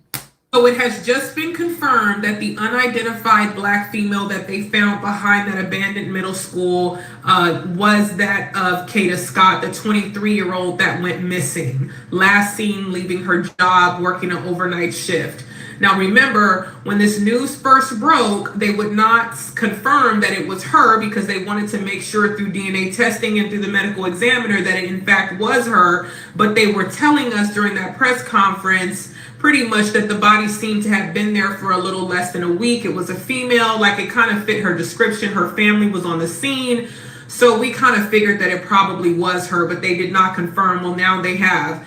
In addition to confirming that it was Kada Scott, they also informed us a little bit more about that tip that came in. Remember, they were already at this location and had found some of Kada Scott's possession thrown across the field, not where her body was found, but in that area. Now that tip came in and told them specifically where they could find her and informed them that she was in fact there and that they must have missed her. That's what prompted them to go back and look, and that's when they found that new fresh patch of dirt. Now this is just super unfortunate because I know so many people were hoping that, you know, maybe it wouldn't be her or that she would be found alive, you know. Now we know the person who they believe did this has already been arrested, but now that they confirmed that this was in fact her body, his charges will be upgraded. His alleged kidnapping, 21-year-old Keon King is expected to be charged with additional crimes this week. A tragic update in the disappearance of 23-year-old Kada Scott. Tonight, law enforcement sources telling Fox 29 that a DNA test of a body found Saturday morning in East Germantown confirms that the remains belong to Kada. Sources say the test showed a 99.9% match to DNA collected from Kada's parents. Tonight, we're also learning more about that anonymous tip that led investigators back to the area behind the former Ada Lewis Middle School Saturday morning, an area previously searched by police. That tipster, according to sources, asked police to please go back, saying they missed her, and gave a specific location in a wooded area behind the vacant school. When officers went back, an officer reportedly stepped on newly disturbed dirt, where they eventually found a body in a shallow grave. Kada's debit card and phone case were found in a different area by the school in the previous search. Yeah, man, something is just so off, and I mean seriously off. Something is so off about this situation, y'all. I'm being real. Something is very off. We begin with breaking news in Philadelphia, where law enforcement sources tell Fox 29 a DNA test confirms the body found Saturday morning in East Germantown belongs to 23-year-old Kada Scott. This is the 10 o'clock news. I'm Jennifer Lee. Kada was last seen on October 4th after arriving for an overnight shift at a senior living facility. Let's go out to Kelly Rule live at police headquarters tonight with the... And can anyone confirm if Keon's dad is a detective? Can anyone confirm it in the chat by dropping the gems? details on this devastating update. And Kelly, what are your sources telling you? Well, Jennifer, law enforcement sources tell me tonight that anonymous tip that led to Saturday's search was someone telling police to please go back to the former Ada Lewis Middle School, asking them to search for Kada again. And this time they gave a specific location in a wooded area behind the school. Sources also tell me the man in custody for Kada's alleged kidnapping, 21-year-old Keon King, is expected to be charged with additional crimes this week. A tragic update in the disappearance of 23-year-old Kada Scott. Tonight, law enforcement sources telling Fox 29 that a DNA test of a body found Saturday morning in East Germantown confirms that the remains belong to Kada. Sources say the test showed a 99.9% match to DNA collected from Kada's parents. Tonight, we're also learning more about that anonymous tip that led investigators back to the area behind the former Ada Lewis Middle School Saturday morning, an area previously searched by police. That tipster, according to sources, asked police to please go back, saying they missed her, and gave a specific location in a wooded area behind the vacant school. When officers went back, an officer reportedly stepped on newly disturbed dirt, where they eventually found a body in a shallow grave. Kada's debit card and phone case were found in a different area by the school in the previous search. Kada went missing the night of October 4th after arriving for her overnight shift at the Terrace at Chestnut Hill, a senior living facility in East Mount Airy. Her car was left in the parking lot, but personal items like her phone and keys were missing. More than a week later, officials announced charges against 21-year-old Keon King for kidnapping, false imprisonment, and stalking in connection with Kada's disappearance. Investigators believe King was the last person to see her the night she disappeared. The district attorney says a previous kidnapping and assault case involving King, which was dismissed when a key witness failed to appear, was refiled. Sources tell Fox 29 King is expected to be charged with additional crimes this week, including stolen car charges and arson. And again, this is very much an active and ongoing investigation, and certainly the outcome that Kada's family, friends, and the community never ever wanted. Now, the medical examiner's office have not released any details publicly about Kada's case, nor have they ruled her cause and manner of death, which could take some time to determine. Jennifer. Yes, still so many more questions left. Our Kelly Rule live for us at police headquarters tonight. Thank you. Yeah, this is just not adding up, y'all. Why have they not told us how she died? You know what I'm saying? Was it trauma to the head? Was it a gunshot wound? Was it a neck injury?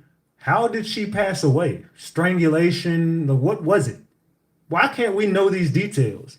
And if there are more people, if you're saying more people are going to be arrested, there's a threat out there. There might be a serial unaliver. You just found bones that don't belong to Kada in that same spot. I don't know, gang. And where the hell, we got 82 on the screen. We're still 18 away from a honey bun, y'all. I haven't even been on live, man. Y'all gonna support your boy? I've been dropping y'all content while I've been fucked up over here. My damn wisdom tooth got pulled. I'm fucked up over here, y'all. I'm still dropping heat for y'all. Y'all don't love your boy Ratchet no more. Let's go, man.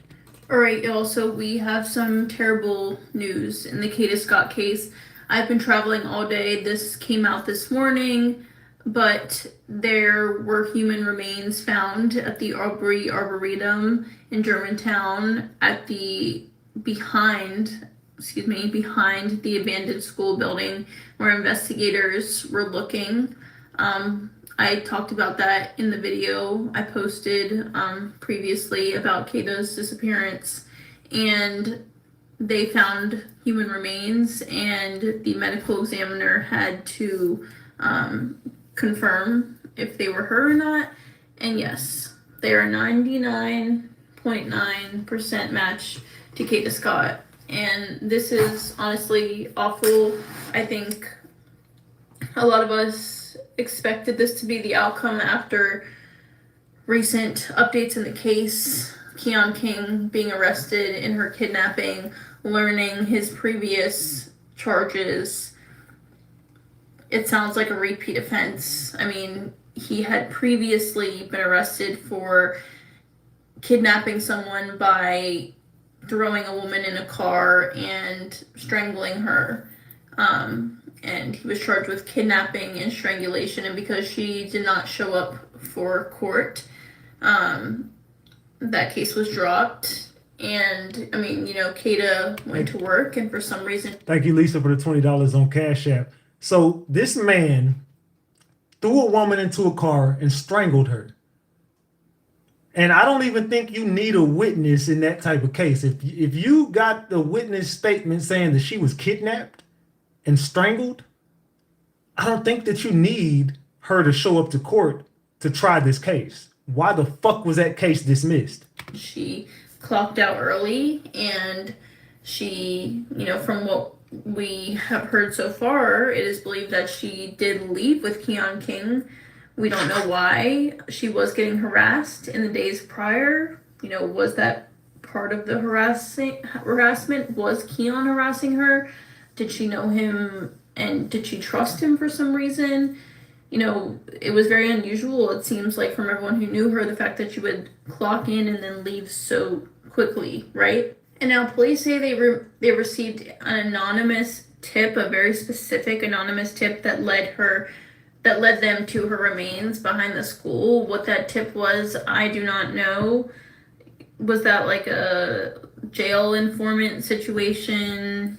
Is there someone else who knows Keon King, who knew what he did? A family member, a friend? I don't know. All I know is that Keon King was bad news. If you look into him, if you look into his past crimes, if you look into the women that he stalked, and not to mention... Can someone please tell this, Patsy, stop saying that damn word in my chat. And this ain't got nothing to do with it. This ain't that, and that ain't this. You've been saying a bunch of loose shit. Stop with that damn word in my chat, please. Thank you. That is literally where I grew up. Mount Airy is where I grew up. Where Kada lived is where I grew up. That is my neighborhood. Our family friends live in the house that's across the street from the abandoned school where Kada's remains were found behind. Chestnut Hill is where I grew up shopping, eating, exploring, going. Like, it is so close to home, and stuff like this does not happen there. It is an extremely safe area. You know, there are obviously, it's a metropolitan city. There's obviously danger can happen anywhere, but, you know, this is just awful. This is awful, awful, awful. My heart has been breaking all day. I think, like, I've been mourning with the rest of the country, and I mean, even the world. Kada stole our hearts, and while I am happy that her family does at least know where her remains are and that can be put to rest, this is obviously not the outcome that any of us wanted. Investigators do say that they are going to put out more information in the days to come, and that there will be more charges in the days to come. So everyone, let's just pray for Kada. Let's pray for her and her family. And yeah. Yeah, I mean, we have pray for Kada and her family, but something in this system is telling me that he has a high connection somewhere, that being Keon. Keon knows somebody somewhere, and I think it's in this department. Give you an update on the case regarding 23. You know what? I don't even want to look at his big Carl Winslow looking ass right now. What's up, everybody? Today I'm about Motherfucker look just like Carl Winslow, didn't he? Long live Kada, y'all. Drop the flowers for Kada. Drop the doves. Drop something in here to let me know. Praying hands. Halos. Drop something in here to let me know that you praying for Kada Scott and her family, man. Long live Kada. Let's go. to go shopping for the party on Saturday. Let's go.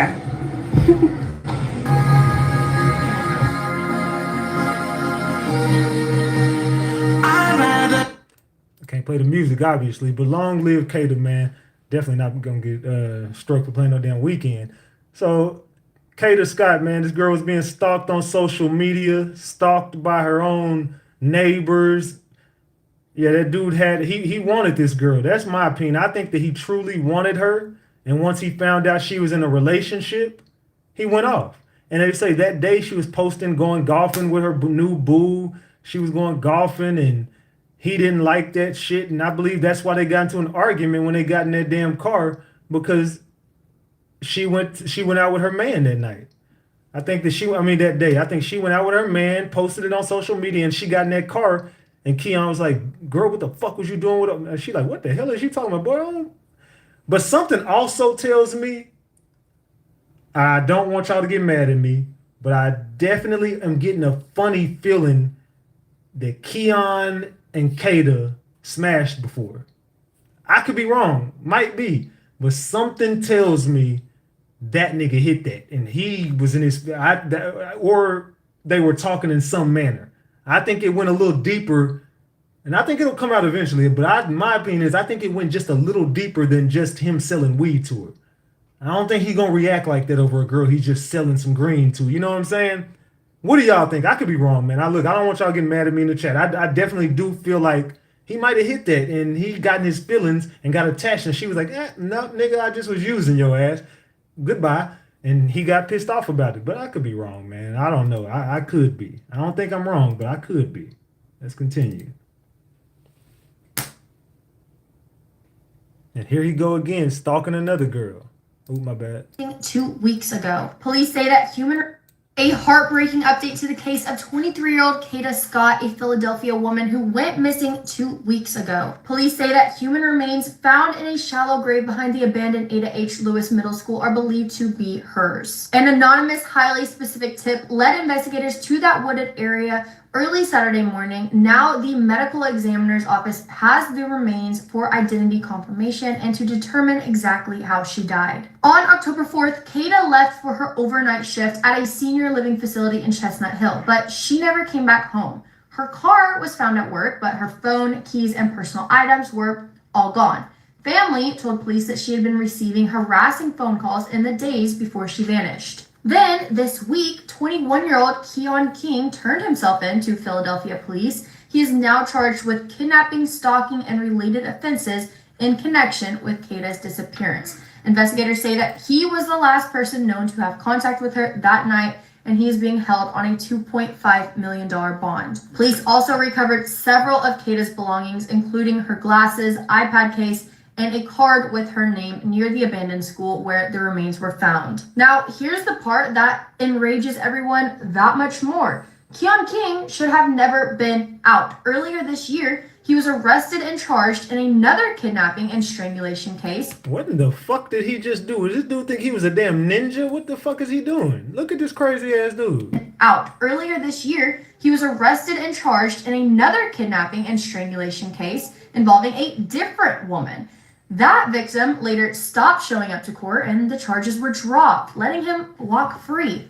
Now, prosecutors are refiling those charges and calling it a clear pattern of behavior. He should have never been able to walk free, and I want to make it clear it is not that victim's fault. She was likely scared. She had been kidnapped and nearly killed. Investigators are also reviewing a video that surfaced online showing a man believed to be King peering through a woman's window, reportedly from that earlier case, and to see if it connects to Kada's disappearance. At this point, police are treating the discovery as a probable homicide, but the official cause of death has not been released. Detectives are still collecting forensic evidence and mapping King's movements that night Kada disappeared.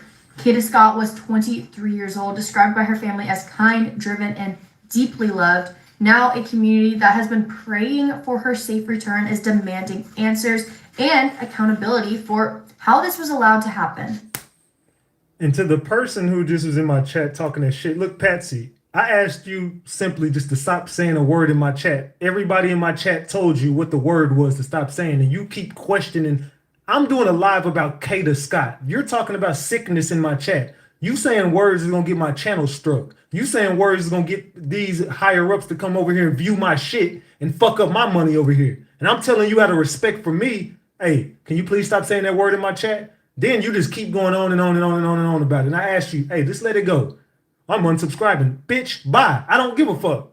Get the fuck on. You trying to fuck up my channel. And I'm telling you, respect me and just stop saying the word. Damn. Whether you're following the Kada Scott case out of Philadelphia or you're a Philadelphia resident or a surrounding area resident, Larry Krasner, the DA, just said the most wild statement ever. I don't know if it was a slip up. I don't know if they just think there's not a problem with it, but I am absolutely floored. So a little bit of a background before I say what Larry said. Kada Scott is missing. She's a woman from Philadelphia, and they do not know where she is. However, they do have a suspect in custody. There's no charges that have been filed yet, but they do believe he is in connection to the case. His name is Keon King. And this is a very big deal, which caused Larry Krasner to speak out on this because Keon was charged just last year with of a woman. And in that case, bail was set incredibly low. And the public was obviously like, why was this bail set so low for this person? So Larry Krasner said that the decision to set bail where it was at was influenced by the decision not to wake a judge in the middle of the night. That's what he said. So you're able to just kidnap somebody, strangle them, and you'd be like, man, it's late, bro. I don't want to wake the judge up with this shit. What do you mean? So where is the justice for our beautiful women in this wonderful world we live in, right? This peaceful ass, wonderful world and country we're in. Where's the respect for the queens out here? Why do the ladies get the short end of the stick when they are the ones that slave over hot stoves and cook food for us? They the ones who take care of the house. They the ones who nurture the kids. They carry these kids for 9, 10 months, however long it take, 8, 9, 10 months, however long, some people longer, shorter. Anyway, needless to say, the women are the people that should be the women and the children and the elderly should be the main people we protect on this earth. Children, of course, come first. All the kids should be protected. Right next to the kids, the women, then the elderly. We should be taking care of our communities, man. As men, we need to do a better job of protecting women. Y'all want to control them. Y'all want to abuse them. Y'all want to use them, mistreat them. And then you wonder why we got a generation of women that act just like Sexy Red. You wonder why we got a generation of women that act more manly than men. And now the men are all wearing fingernail polishing skirts and going out to Atlanta and living their best life, while the women are holding the house down. How many single mothers we got in the building? Throw some flowers for these single moms that slave all damn day. Salute to these ladies, man. Exact words, and I'm going to read it so I don't get it wrong, is you have the option of trying to do what is often a midnight or 3 o'clock in the morning telephone appeal to a municipal court judge. The unfortunate reality is that some, but not all, of these judges don't want you calling them in the middle of the night. And if you do, they lower the bail. They don't raise it, they don't leave it, they lower it. So it is always a complex strategic decision. So come again, the judges don't want to be woken up in the middle of the night. So if you do it, they are going to spite you and lower the bail. He basically confirmed that part of the bail problem comes down to convenience, not justice, not public safety, but convenience for the judges who took the oath but don't want to be woken up in the middle of the night. So a violent repeat offender previously charged with these same charges they believe are related to this missing woman, Kada Scott, walked free because a judge didn't want to be woken up in the middle of the night. A woman is missing because the system found it inconvenient to pick up a phone. Like, what is this really real life? Why is this the world we have to live in? And y'all do realize we hold the power to hire and fire these judges, right? That's Philadelphia's fault. When election time comes in, y'all need to do y'all due diligence, Philadelphia, and clean up your court system. There's no way in hell a judge is saying, I'm asleep, don't wake me up, or I'm gonna lower the bail. First of all, you ain't doing your motherfucking job right, and y'all should have went down and called Washington, D.C. on that damn judge. That judge should be in jail. Whoever that judge is, y'all still can get that judge locked up. Fuck that judge. Get that judge locked up, Philadelphia. The crimes are shaking, and this is a really scary story. A beautiful young lady named Kada Scott has been missing ever since she left work at a senior living facility. Her family has not been able to find her. They looked in the woods. We thought she was at her job still, but now they actually found her remains behind an abandoned middle school in Pennsylvania. There's a lot to the story, and now we feel like they've caught the killer. Let's talk about it. Leading up to the investigation, right, there was some speculation because Kada and her family and friends had said that somebody had been stalking and harassing her up until this point. Is it just me, or does his picture look AI? I could be wrong, but that picture just looks AI as fuck. But let me let it continue. They were never able to identify who, but now they're saying it's a guy named Keon King. So let me give you the background on Keon King because he's been arrested for kidnapping and stalking before. Early January, he jumped over a fence of his ex-girlfriend's house. He tried to stalk and unalive her. When he wasn't able to get her that time and get into her home, he stole her off the street, came, put her in a car off the street, kidnapped her, and started biting her face. He got arrested for stalking and Listen to this again. This is what the judge said. Don't wake me up for I'm a lower the bill. Listen to this again. He stole her off the street, came, put her in a car off the street, kidnapped her, and started biting her face. He got arrested for stalking and kidnapping then, but now the charges were not pressed until April, and they were supposed to go to court in May. And then in May, the young lady did not show up to court. Now, a lot of people in the comments are like, oh, you need to show up. If she would have showed up, this maybe would not happen to Kada. But no, they should have left his butt in there, even if she showed up or not. Getting stalked, getting kidnapped, getting bitten in the face, all these things by someone you used to love. All these things are extremely traumatizing. So we don't know what the reason is she didn't show up to court. She could be having all types of PTSD, all types of panic attacks where she's like, God, please don't make me get on that stand. So the fact that we knew that he was already this type of person and he didn't have a dot on his house to show, hey, this is a dangerous person is crazy to me. And the Philadelphia Police Department is literally saying that they dropped the ball. What has surfaced now is the video evidence of Keon King coming to his ex-girlfriend's house in all black, looking crazy, after he hopped the fence and was stalking her. Now, when they were first looking for Kada, they had her car. Her car had her glasses in it, her bank card, her phone, and so a lot of things that nobody would leave behind. Now behind this middle school, which is 9 minutes from her job, okay? It's an abandoned middle school. They found human remains that they've connected back to Kada. So it's absolutely devastating. This is a beautiful girl, and it gives me, maybe she rejected him, told him no, something to where he felt like he needed to take her life. She's so beautiful. I could easily see like a psychopath man stalking her. And she's like, no, you're weird. No, thank you.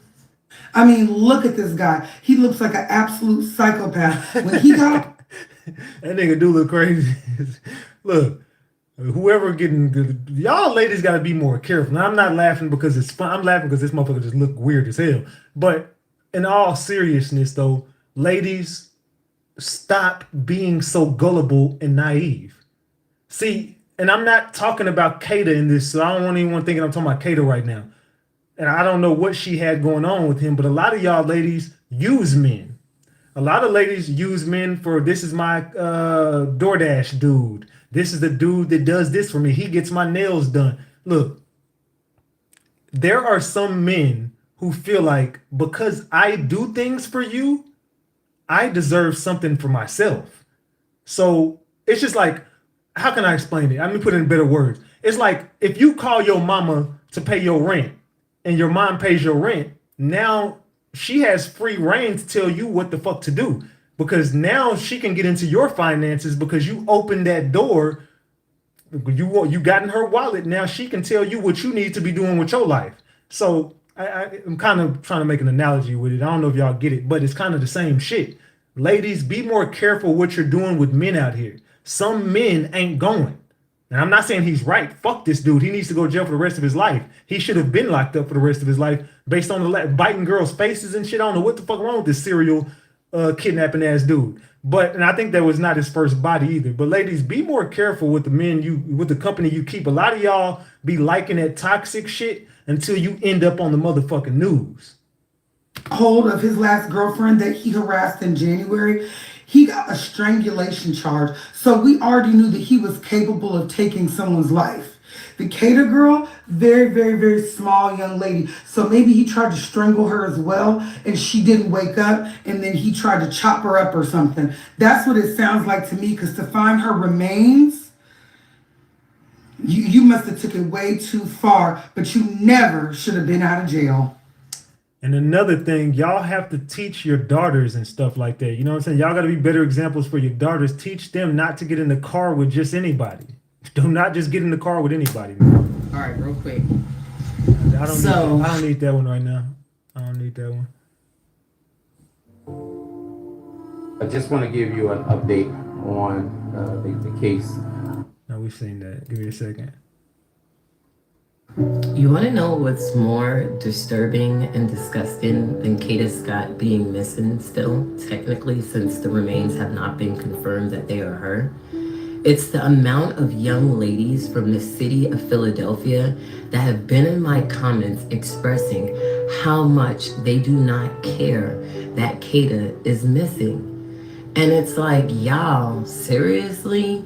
You have no empathy? You have no compassion for someone that literally may have the same skin color as you, may have the same background as you? Because a lot of you young ladies, you don't have too many worries. You guys have 2 parents, a lot of extended family, and you guys are sitting here hating on someone who's missing, when if it was you, you would want the community to do the same exact thing. I know I look young, but I'm not. I am a mom, I am a veteran, and I am so much more.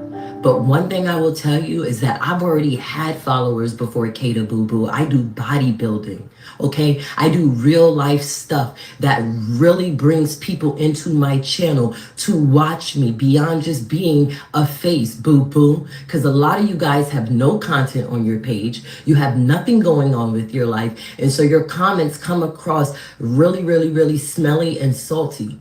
But beyond that, I'm a mom and I have children. I posted Kada to bring awareness to the fact that so many women of color go missing and people do not care. I do not know any of you personally. I do not know any of the situation personally. I have no intentions of going and solving all of the crimes in Philadelphia. I wanted to bring awareness that women of color deserve the same spotlight and attention as other women. And here y'all go throwing shade. That's crazy, but that's okay. This is why I never will step a foot in Philadelphia. And if I do, as a Marine, I will always make sure I treat it as the war zone that you ladies are making it right now, because it's crazy. It's so crazy. Because if this was any of y'all, I would have made a memorial for any of y'all, not knowing any of y'all, because I'm a real person, I'm a real mother, and at the end of the day, no matter who I have animosity or aggression towards, you cannot take back a life when it is gone, okay? Maybe y'all don't understand that. This is why God creates these karma cycles in our community, where the same exact thing that we do to someone comes back to us. The only way you can break the cycle is to literally break the cycle. Let it go. But a lot of these women be out here hating on other black women. And we got a community of people who just don't do nothing but hate on each other anyway. That's why we can't come together and do shit or get shit accomplished. Sometimes the community comes together. I'm thankful that the community pushed and got this shit out there, but a lot of girls was mad. Why her? Why she got to get the attention? Whoop-de-whoop, because you see a beautiful black queen up there, you mad. Because a lot of y'all bald-headed, keeping it a buck, a lot of y'all out of shape. She had a nice body. She was beautiful. She was a beautiful young girl. And a lot of y'all women are just jealous and haters. That's why y'all got to be more careful of the attention. I mean, excuse me, not the attention. Y'all got to be more careful with the company that you keep, because everybody ain't your friend. Everybody ain't your friend. A lot of people just be plotting on you. Trust me, I know. Let's continue. Kada Scott was missing for 2 entire weeks. 2 entire weeks before the truth finally came out. The same system that's supposed to protect her is the reason she's not here. Philadelphia's district attorney said it himself. We could have done better. No, you should have done better. Keon King was not some first-time offender. He already had a restraining order from one woman, and then he kidnapped another woman with a pew-pew earlier this year. The evidence was on video, but the DA's office dismissed that case because the victim didn't show up to court. Bullshit. Instead of pushing forward, he committed a crime on camera. So you know what happened next? The same man kidnapped Kada Scott, and now she's deceased. The DA's office said hindsight is 20/20, but what about accountability? What about a system that lowers bail for violent men? What about a police department that moves slow when the victim is a black woman? What about a city that always finds funding for law enforcement but can't protect the women that are being terrorized in their own neighborhoods? Kada Scott's story isn't an isolated tragedy, it's a pattern. When white women go missing, the whole country mobilizes. When black women go missing, it's silence, excuses, and press conferences after the fact. They knew this man was dangerous, they had the evidence, and they still let him go. They failed Kada Scott just like they failed Amber Braxton in 2021. Just like they fail domestic violence victims every day. This is not just about one man. This is about an entire system that doesn't value black women's safety. A system that tells us to report it and then does nothing when we do. A system that protects abusers more than it protects survivors. Kada Scott should still be alive. And until this city, this DA, this criminal justice system starts protecting black women, there will unfortunately be more Kada Scotts. We don't need the police to do shit. Let me be the first one to tell you, we can police the police. We have the power. The people have more power than you think. The police work for us. You pay taxes, you pay their salaries. Period, point blank. You got to get active in your communities. Get off Facebook, get off TikTok, get off your lazy ass, and go make a fucking change. Each one teach one. If you ain't doing it, then you can't complain about it. If you're not a part of the solution, then you're a part of the problem. Either you're the solution or you're the problem. Which one you gonna be? Let's go. Gabby is best friends with him. Now, there's a little girl on TikTok that everybody brought to my attention when she was talking about him and how she knew him. Now, her best friend is the girl who gave me the info. And she lied to me that she didn't know. She told me she didn't know him before. But apparently the girl was on there talking about Kada, how she walks her dog and, things like that. And they, all above. So I stalked her. That's a stalker. I said, she was jealous. I said, she was having fucking Keon. I said, and she knew what Keon was about to do with Kada. Because Keon asked her, where did Kada live at? Where did she work at? And all the above. Now, he knew Kada already. It's not a mystery he didn't know Kada. He definitely knows Kada.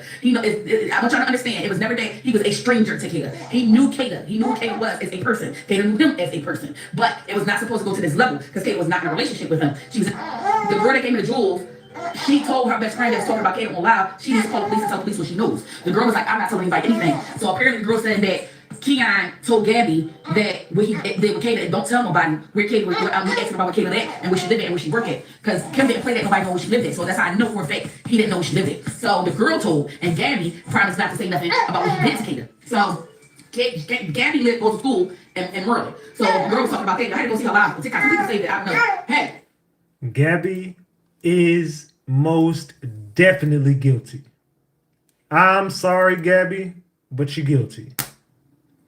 I believe Kada Scott was in the walls of the school. Couple reasons. Number one, I said so. I got that from an older lady in her family. Number two, Kada Scott was not deceased when I made my video. Also told you that. Number three, her body was discovered on the 18th, as I said it was. And I believe her body was inside that brick school where she said that she was.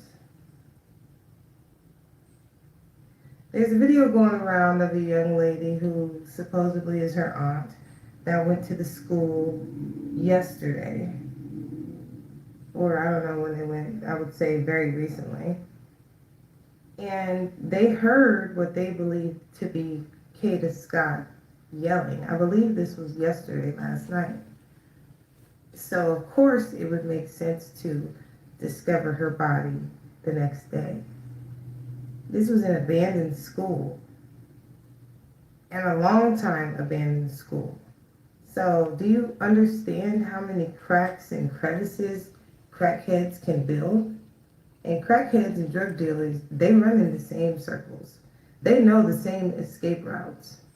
On top of that, you have an authority, you have authority. Do you guys think that Kada Scott was already unalived? Like, how can I ask the question? Do you feel like Kada Scott body was moved, or do you feel like that they just didn't look, or what do you guys feel? 'Cause me personally, I think that she had been dead, but I feel like they moved that body after the police already searched that area, thinking that they wouldn't go back. My opinion. Who need to lessen the community blow, because there will be resignations that need to be handed down for multiple reasons. Number one, not following up on a domestic violence crime. Number two, this person being allowed to go free. Number three, this person not even being sought after. Because from what I understood, they had an address. Yeah, that's a good comment, because they didn't go looking for him. He turned himself in. They never went to go look for him. Number four, they cleared the school. Supposedly.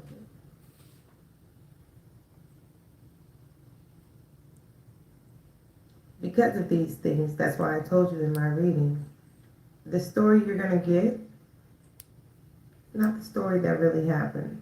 Because the story that really happened is so sinister, somebody needs to resign.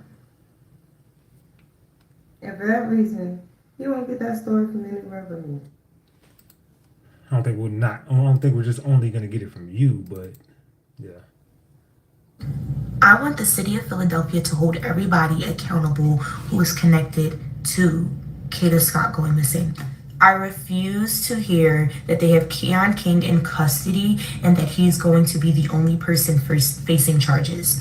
There are other people who helped and assisted Keon King in the abduction and disappearance of Kada Scott.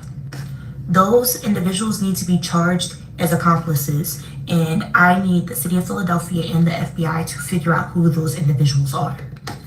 The moment that you gave up personal information about Kada Scott's whereabouts and personal information, and you assured Keon that you were not going to talk to the police, that made you an accomplice right then and there. The moment that you knew that he had kidnapped Kada and did not go and speak to the police and said, I'm not going to put myself into this, and started laughing about the situation, you are an accomplice. This timeline is pissing me off. Kada went missing October 4th. She was reported missing on the 5th. Police did not go checking locations until October 9th. That is way too long to wait and go looking for a missing person. That means you gave time to the people who abducted Kada to come up with a plan of attack for how they were going to go about moving forward. And the way that we know that there are other people involved who are not in a prison cell right now is the fact that they said today that it was a fresh grave. You mean you checked this location before and you did not see a fresh grave? I wonder why. The reason being is because somebody just put a fresh grave. But obviously we have to wait for the medical examiner's office to identify if that is Kada's body. But obviously, more likely than not, we know what the likelihood is going to be here, especially knowing that Kada's phone case and her card was found in that same location. Let's be serious and let's be for real. You weren't just in this area, in this facility, looking and didn't see nothing, especially if you closed down the police academy and had all of your recruits checking and looking for her. Somebody would have saw it. I'm not going to sit here and rant, but we need to put pressure on Philadelphia Police Department and the FBI to figure out who were those individuals that helped and assisted with the disappearance/abduction of Kada Scott. And we need to put pressure on the district attorney's office to prosecute these individuals to the highest degree. We need the city of Philadelphia to make examples out of these individuals, because this is not something that can continue happening. And what sucks is that there's so many people in the city of Philadelphia that go missing every day and they don't receive this type of attention and they don't get highlighted and nobody looks for them. I am, however, grateful and appreciative that, social media did their thing. People went outside and actually went looking for Kada and that people did call in tips. But this stops here, and the city of Philadelphia needs to make an example out of people that are engaging in this type of behavior, because it is sickening, it is disgusting, and it is literally just evil. Yeah, but I think that this is exactly what Philadelphia wants. Crazy as that sounds, this is exactly what they want. Let me tell y'all what my theory is with the Kada Scott and the nigga Keon thing, right? I'm gonna tell you what my theory of what his lawyer is gonna, like the narrative that his lawyer is gonna try to spin. I feel like the nigga lawyered up. I feel like the lawyer advised him to turn himself in because it wouldn't look good if he was on the run. He was still on the run while this girl was missing. I think that the lawyer told him to turn himself in because the narrative that they gonna try to kick is that he pulled up. They say he sold butter, whatever. He pulled up to sell her some tree, and he dropped her back off, and that was the last time he seen her. Mark my words, bro. I watch way too much fucking crime TV, all that shit. Mark my words. I feel like they told him to turn himself in because they like, damn, like, nigga, if you still on the run while they're still looking for her, that's a bad joint. It's already made for you. So if you turn yourself in, we gonna be able to use that and be like, oh well, why the fuck would he turn himself in if he did something to that girl? I feel like they gonna try to be like, he pulled up to bring her something, give her something, and he dropped her back off. And he gonna try to kick it like that was the last time I seen her type shit. Last time I seen her, she was alive type shit. Mark my words, bro. Mark my fucking words. Because everybody know it ain't about what you know, it's about what you can prove. And they gonna lean on that. And I really feel like that's the only reason that they would tell that nigga to turn himself in, because that's going to be their drone. It's like, well, why would he turn himself in if he knew she was dead? He pulled up, he bought her whatever, and then when he dropped her off, she was still alive. And they just going to basically make the state prove it. All right, that's cool, but can you prove it? And I really feel like that's what it's going to be on, like that type time. I'm going to be real.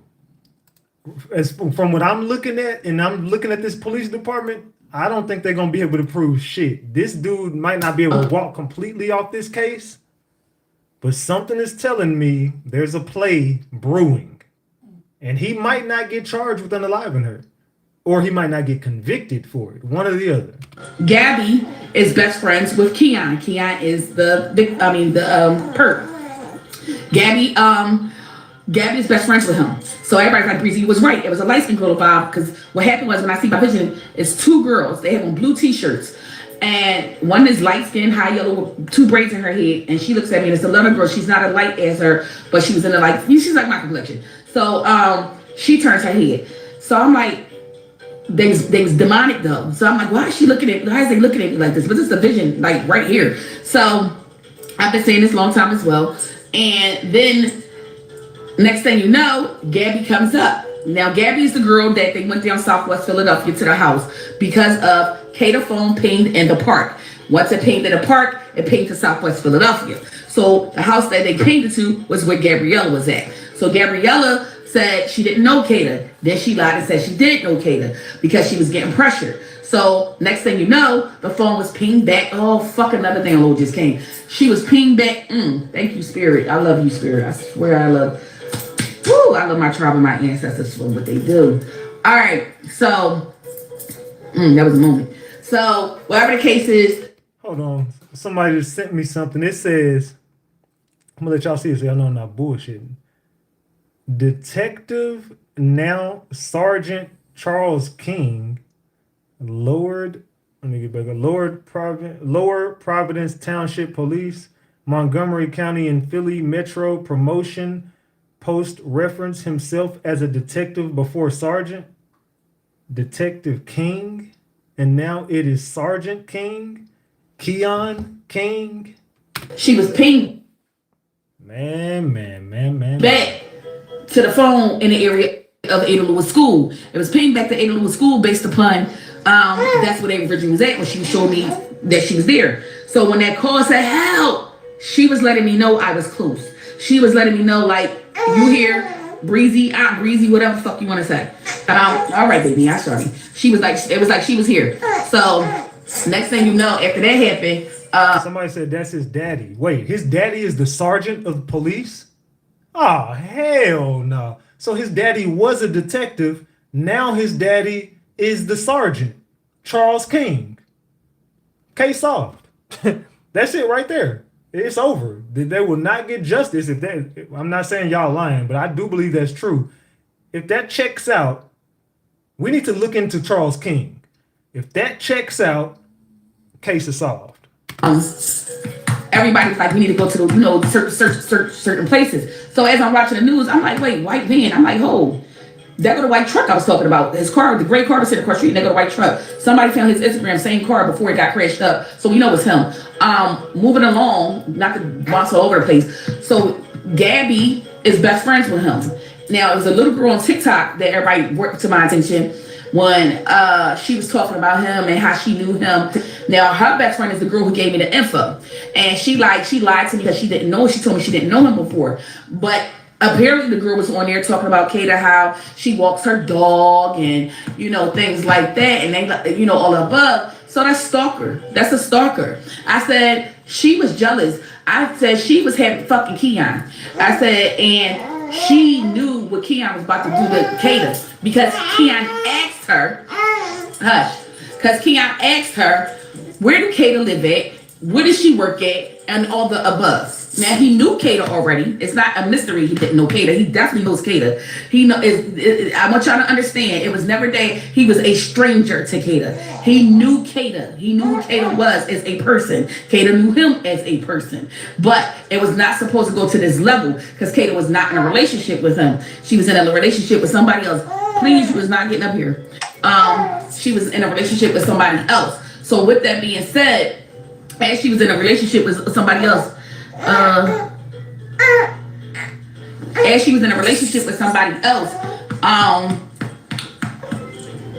let me give you the demos because I don't want to be all over the place. And my demos, that's what they do there. All right, so earlier we was talking about it. The girl that gave me the jewels, she told her best friend that was talking about Kada on live, she needs to call the police and tell the police what she knows. The girl was like, I'm not telling anybody anything. So apparently the girl said that Keon told Gabby that what he did with Kada and don't tell nobody where Kada was, asking about where Kada at and where she lived at and where she worked at. Because Kim didn't play that, nobody know where she lived at. So that's how I know for a fact he didn't know where she lived at. So the girl told, and Gabby promised not to say nothing about what he did to Kada. So Gabby goes to school in Maryland. So the girl was talking about that. I had to go see her live on TikTok. Some people saved it. I don't know. Hey. Hold on. Khalil. Because you acting up today, mama. Yeah. Man. See, that Bree, she got some gems. Can't lie. Bree got some gems in this case. Hi, everybody. My name is Kada. This is Kada. Beautiful picture that she's doing. Long live Kada Scott, man. Long live Kada Scott, man. This is crazy, man. That nobody could protect this girl, not even the police, man. And I think that I know she should still be alive. The police should have just did their job. If the police would have done their job, the judges, the prosecutors, if everyone would have came and did their job like we pay them to do, she would still be here, and we wouldn't have to worry about finding a missing girl or finding a dead body. We wouldn't have to be worried about it, because she would have never had this happen to her if the police would have gotten that man off the streets. Nobody should have to go through this, man. That's just a sad way to get taken out, man. That's a sad way. You hear that shit? Kada! This the only way we could get in.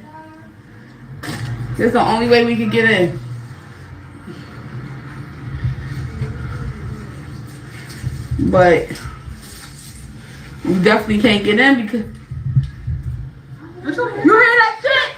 Kada! Kada!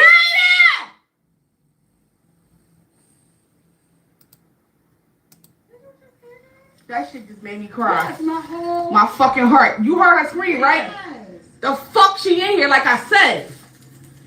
I told you she the fuck in here.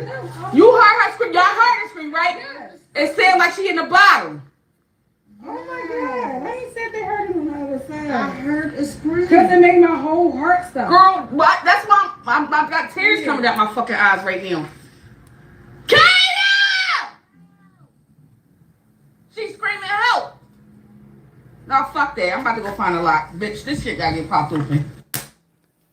See, now that's scary. Like, I don't know if that was a spirit or her, and then I don't know, man. I'm just so confused about this case, man. There's just so many layers to it.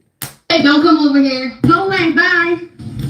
Go away, bye. This morning, police investigating this video showing who they believe to be Keon King, the suspect connected to the disappearance of 23-year-old nursing assistant Kada Scott, a man seen peeking through the window from outside in the yard. It's unclear when or where this video was taken. Now, the race against time to find Scott, who police say vanished mid-shift while working at this assisted living facility in Philadelphia nearly 2 weeks ago. We need to find Miss Scott, figure out where she is, or what may have happened to her to cause her to completely disappear from all her items, her phone. Authorities say they believe Scott was last in contact with 21-year-old King, arrested and charged with kidnapping and recklessly endangering another person. And that's him on camera, holding a girl at whoop-de-whoop point.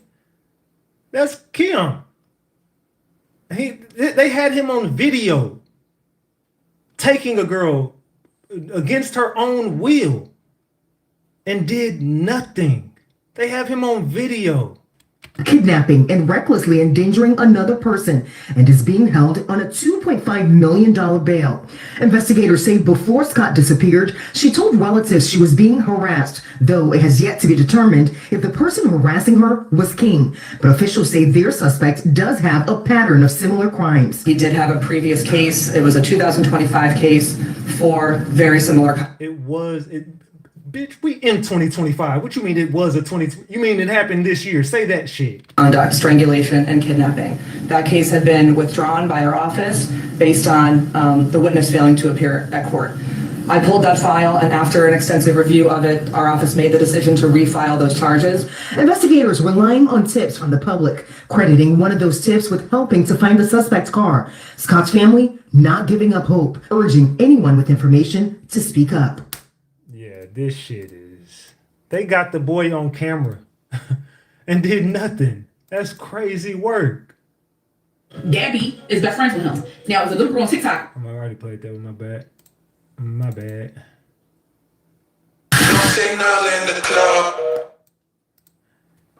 All right, so this is the messages between Gabby and her friend. It says, who? It says, yeah, how do y'all know that before we did? It says, who? Cops? What cops? I'm not talking to the cops. Bro, a girl is missing and dead. I don't know how they knew she was dead, but it says, what the fuck do you mean? We grew up with her sister. The fuck, bitch, what? And it says, nope, nope, nope, I'm sorry, I'm not talking to them. Man. She said, I'm not talking to no damn cops. You got her fucked up. She said, I will not be talking to the cops. How did Gabby's friend know that Kada was missing and dead when she texted Gabby about the cops having Gabby's number? If we were all just informed yesterday that it was a female's body, yeah, how did she know that she was dead? How did both of you? I think that the girls knew exactly the play. My opinion. I already played that one. My bad. I got that one twice. My bad. I already played that one. All right, let's go. I think this is the live they did. Yeah, I don't need this. I don't need that one. Let's go. All right, Channel 10, Telemundo. I don't even want to watch this bullshit no more with them. And this is the one I'll be dropping later on for y'all. Yeah, that's the one I'll be dropping later on for y'all about that's the one we did earlier if y'all missed it. Yeah, I wasn't around because I wasn't with his father. So we'll be able to watch it. I'll be able to give it to y'all. I got the video saved. So look, your boy Ratchet is the GOAT, man. I'll be dropping this interview that I did with you just seen her and all the content I was posting. And this is the other lady, Diaz and Bree. I did an interview. If you missed it, I did an interview with them earlier. What time is it right now? It's already going to be 12, so I'm going to drop it in the morning. I don't want to drop it tonight because I don't think a bunch of people are going to be up to watch it. So what I'll do is, to get y'all day started, this video is 1 hour and 3 minutes, so y'all will be able to hang out with us for about 1 hour in the morning, you know what I'm saying, with this Kada Scott case. So with that being said, hold on. Let's get over here.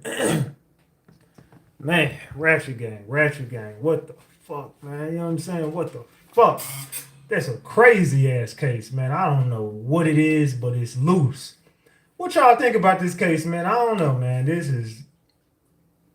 I've been gone for a while. Where we at on the damn donations? Let me see where we at on these damn donations.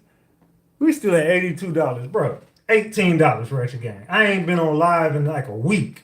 I ain't did a live for y'all in a week. I've been fucked up over here. I ain't even got to explain to y'all. Fuck y'all. No, I'm just playing. Anyway, it says, woo, it's been a night. This case is wicked. Exactly. This is what Gigi says. It says, Charger Girl, yes, you see how he was out. My best friend's on live is free today because his uncle was the commissioner. Yeah, we need to look into the King family. I'm telling y'all, there is a connection between hold on, my dog. Give me 1 second. No, lay down. Hey, lay down. No, lay down, Jules. Lay down, Jules. Lay down. Stop barking. My bad. My dog's in there barking like a motherfucker. But Ratchet Gang, man. What the fuck we gonna do, gang? So look, we also got a motherfucking October 31st. Y'all know we got a big day. We got a $500 costume contest. We definitely got a $500 costume contest. We got the album release For All the Ratchets dropping that day. So y'all get ready, man. Look, man, your boy over here getting this Halloween shit ready, man. You know what I'm talking about? We over here getting this shit ready. You know what I'm talking about? Got the Frenchies over here. Salute to the gang, you know what I'm saying? Yeah, we definitely finna get started on this motherfucking Halloween festivities. Y'all already know what it is, man. Your boy Big Ratchet, you know what I'm talking about? Yeah, so I'm finna have a bunch of decorations for Halloween over in this motherfucker. We're finna turn this room into a Halloween room, man. I got the Halloween colors over here on the damn lights and shit. Y'all know how your boy Big Ratchet gets down, man. And that shit like that, but I ain't got no batteries in that motherfucker. So I ain't even got that. I just threw it there. But anyway, yeah, the shit gonna be going up, man. Said they knocked out. Nah, they really not. They wide awake. They both woke. Oh, y'all want to see y'all want to see the babies? We ain't been on live in a little minute. They finna go crazy though if I come in here. They finna go crazy. This is my Frenchie's room, man. This is the Frenchie's room. This is my Frenchie's room right here, man. You know what I'm talking about? I'm close this damn door for they boy acting crazy. This is my Frenchie's, man. Here goes Princess, James,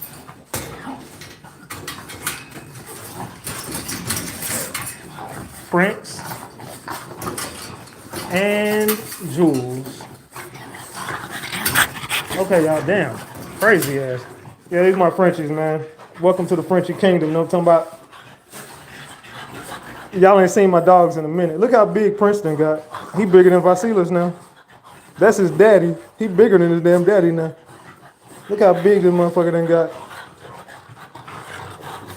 That go, who is it? That's Princess. Princess big as hell too now. Okay, I'm finna let y'all out. We finna go party. Give me a second. Jules, what's up, baby? Say what's up, Jules. Okay, don't start pottying in my house. All right, like this. They've been in there for a long time. I gotta take them out to the damn. Okay, wait, damn. Go potty. Shit. know what I'm talking about? Hey, man, y'all in my damn crib, man. We finna get the hell up off here in a minute, but salute to the game, man. Hold on. Hold on 1 second, gang. Get out that damn food and come on, go potty. Go potty. Go. Yeah, Ratchet gang, so my dog's going to potty. Whoo, wow. So what y'all think about this case, man? I don't know, man. Something telling me this case is just, I don't think we're going to get to solve this case. I don't think we're going to get to solve it, man. I don't think so. I think that boy Keon got police connections in his family. I think that boy gonna get away with unaliving her. I don't think he's gonna get away with everything. I think they're gonna connect some dots and charge him with something, which I think some of the charges will stick. But my opinion is Keon, even if he does get charged, I think he possibly beats it due to his police connections. No justice, no peace. But Philly, it's up to y'all. They completely keep dropping the ball, but it's up to y'all to make the police do their job, man. You got to understand that we can police the police. We can police the police, bro. I went to war with the police in my city and won. I went to war for 18 months with the police in my city and made them motherfuckers beg for mercy. I made them tap out. Look, man, I don't even rock with police. There are good police, trust me, there are some good ones. I ran into a bunch of good cops. I also ran into some crooked ones. Just like it's a cool person at every job and there's some crooked people at every job. Some people is going to do their job the right way. Some people might steal from the company. You never know. But hey, your boy Big Ratchet, if anybody could tell you about these police, it's your boy Big Ratchet, man. These motherfuckers is shady and crooked. My police in my city tried to get me to cop to some bullshit. I went to war for 18 months and busted their ass. So look, man, it can be done. Police to police, man. Make them do their motherfucking jobs. It's up to Philadelphia, man. Y'all are going out sad, and I don't mean that like in a playful manner. I mean it like seriously, y'all going out sad, man, because that's not the only little girl in Philadelphia. There's more missing teenagers and black women and children. What's going on in Philadelphia, man? Y'all are hiring all these cops out there. You need to get on the internal affairs. That's the thing y'all need to do. Y'all need to be calling down to internal affairs and getting these police fired. Internal affairs. Type that in the chat, gang. Internal affairs. Go to internal affairs. Get these police fired. Get these judges out that motherfucking seat and clean up your motherfucking community. Because Philly, this is not going to be the last time this is going to happen. There's going to be more people who looking at this case and be like, damn, we can get away with this shit. We see the mistakes has been, we can get away with this. No, you can't, because they about to police the police. Are y'all with me? Let me know in the chat. Drop the gems. And another thing, y'all got to start protecting the ladies, man. These dudes ain't doing nothing to protect these ladies. The dudes out here acting like ladies. Y'all are not protecting these women. So with that being said, y'all must protect the ladies. You know what I'm saying? Before they turn evil like this. Protect the ladies before they turn evil like that on y'all ass, man. You know what I'm talking about? Yeah, it's look crazy. Crazy as a motherfucker. But yeah, protect the ladies, man. Salute to all the queens in the building, man. Your boy Big Ratchet. I've been out of commission for like a couple days. I really ain't been going live for like a week.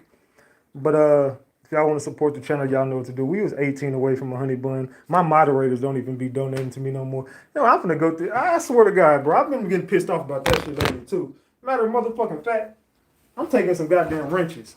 Cause there's a bunch of people who just be on here and never donates. Man, I be seeing, I'm like, how the hell some of y'all got moderator wrenches and y'all don't even donate to me ever on no given day? I'll be like, what the fuck is going on? How the hell you a moderator and your ass don't never donate to me?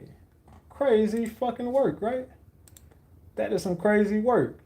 So I love my moderators, but all y'all ain't gonna keep no wrenches. I swear to God, bro, I will take everybody wrench before that shit happen. Where the fuck community?